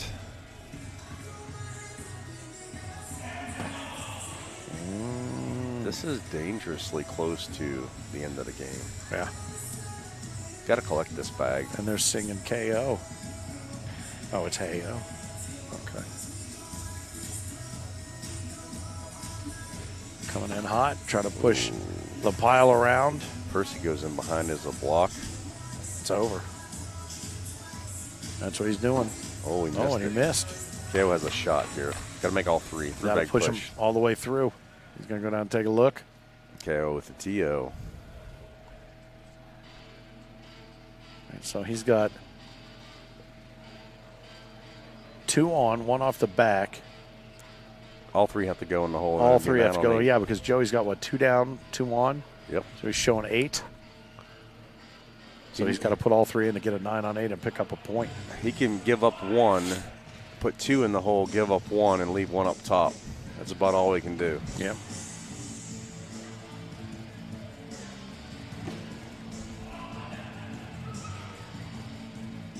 On its way. Coming in, running through, and drops it Leaves down, up and that's 2. going to do it. How about that? We have a singles champion here in the Medford, Oregon ACO Major, Joey Persinger. Congratulations, buddy. He takes home the big hardwood here for the singles championship. Nicely done, Kevin Owens. And Osho showing out to make it to the finals. He'll grab a check, he'll grab his plaque, and he will have some time to think about it until we get back here January 31st and February 1st. I'm sure he'll be happy to see us coming back too, grabbing those points at regionals and majors. At second place in this major, 49 points. So, that's part of that pro. Getting all those points to make a pro. So I'm sure he'll be in other places that are majors out west. No question. No question. Well, I know that's you on the tip of that spear out here on the left coast, and it's been, it has really been something to behold. So let's come on over. Let's see if we can get Joey to spend a moment with us. Mr. Methodical, nicely done. How about that? All right, buddy, come around here and look right there. Congratulations. He is our singles champ here in the Medford Rogue X ACO Major. Nicely done. And everybody said you love coming up to play here. I do. Is it the That's for clear sure. air, or what is it? What is it you like about this place? Ever since I came up here the first time and me and Danny won doubles, and then I got second in singles against Russell Tabors, I just ever loved coming up here. Yeah, somebody was pointing out that it was Russell that beat you the last time that you were here, and we said, well, he must be out for a little bit of not revenge, but satisfaction. And I'll tell you what you did here in this final, because we saw, Mike Worth pull Dustin into sort of a timing trap. We saw bag for bag, that last match there with KO. It was just matching bag for bag, and anything you can do, I can do exactly like you did, whether it was for better or worse. You just played methodically. You only made, I think, really saw 2 mistakes, and 1 got corrected for you, and you were able to go back and get them. Yeah. Was that your plan? Not really. I mean, you played a little bit of defense, but most of it was just hole for hole. Just staying down the middle, that's all. Yeah. Yep. Well, and they always talk about it. It's so funny because everybody says, oh, man, these guys are so good, and what makes them so good? And you ask the best players, and they always say, just put it in the hole. Now, I know that there's more to it than that. It's keeping the other guy out sometimes. But if you can just put it in the hole, there's a good chance somebody's going to make a mistake and allow you to go in there and pick up 2 here or 4 here. And he gave you a couple off the back, too, that allowed you to pick up even more. I would say earlier we were practicing around when the other teams were up here. He tried to make a right to left cut shot. And I had 1 bag in the hole or next to the left. I was like, I'll show you my left to right. And then I ended up drilling both of them in. Did you really? Well, I always wonder when you guys play against one another just in warm-ups and things like that, how much of that, because I know Caleb and a couple of other players I've talked to that have won championships, that they do study the other players and they kind of know what they're walking into. That's why sometimes we wonder why aren't they warming up? Yeah. But they're watching those last couple of matches to see what they're up against. And KO was forced to play a whole different game against you than he was previously. So what did you see? What did you think if there was a weakness to exploit? Was it that, or was it just you being consistent? Just me being consistent. Was it? Yep. Anybody that you played over the weekend that was the most difficult that maybe you weren't expecting? Was there somebody out there that, I know you played in the Pro-Am and worked your way through this entire weekend, but was there anybody that you went, "Ooh, wow, that's new, that's different"? I was gonna say Ross, but I don't think he ever played the singles, but he played doubles with. That's right. Yeah, they did very well. I think they came in second in doubles. Is that right? Or co-ed doubles. Maybe it was co-ed doubles. I don't know. But the bottom line is, what a great weekend. All kinds of new faces, new names, new games. I know you like it here in Medford. I'm sure you'll be back here for sure. in January 31st and February 1st for the second major of season 20. And, of course, we just announced today that Worlds 22 is going to be here. So I'll tell you what, it might start to get fitted for a crown. You might want to be looking at that. And maybe before then. Who knows? You never know. But this is the guy that took the hardwood and the big check away from the Medford Major. On behalf of everybody that ran everything from Salt Lake City and here in Medford, we want to say thank you to all those behind the scenes, everybody at Table Rock Productions, Aces, the Ace guys. Appreciate Joe and his crew, and Mikhail and everybody else, and of course the Travel Medford guys. We appreciate TJ and Darren, and of course Ryan, who ran the bar. So on behalf of our singles champ, Joey Persinger, where's your trophy? Somebody needs to get you your trophy. How did they not do that? How do we not get a trophy over here? All right, we'll go over there and roll it around for you. But definitely got to thank OTT. Oh, yeah, you got to thank Adam Gilbert for making these bags our best bags in the business. Unfortunately, I was going to use my convicts. Yeah. But then my wife told me to use these because they were actually playing better. The Rogues? Than my convicts, yeah. And then end up taking her choice and end up going to the championship. Well, here goes a bunch of I told you so on the way home. I know, right? Yeah, well done. Way to go. I'm really happy for you. Anyway, on behalf of everybody here in Medford and in Salt Lake City, we will see you next time out. We're going to be off for a weekend, and then we are off for another double major weekend here with the American Cornhole Organization, live from the Rogue X Center on behalf of our singles champion, Joey Persinger. Nicely done. I am Finn, the loudmouth for the ACO, and on behalf of Frank Ears, the Cornhole Dude, we remind you to keep on pitching.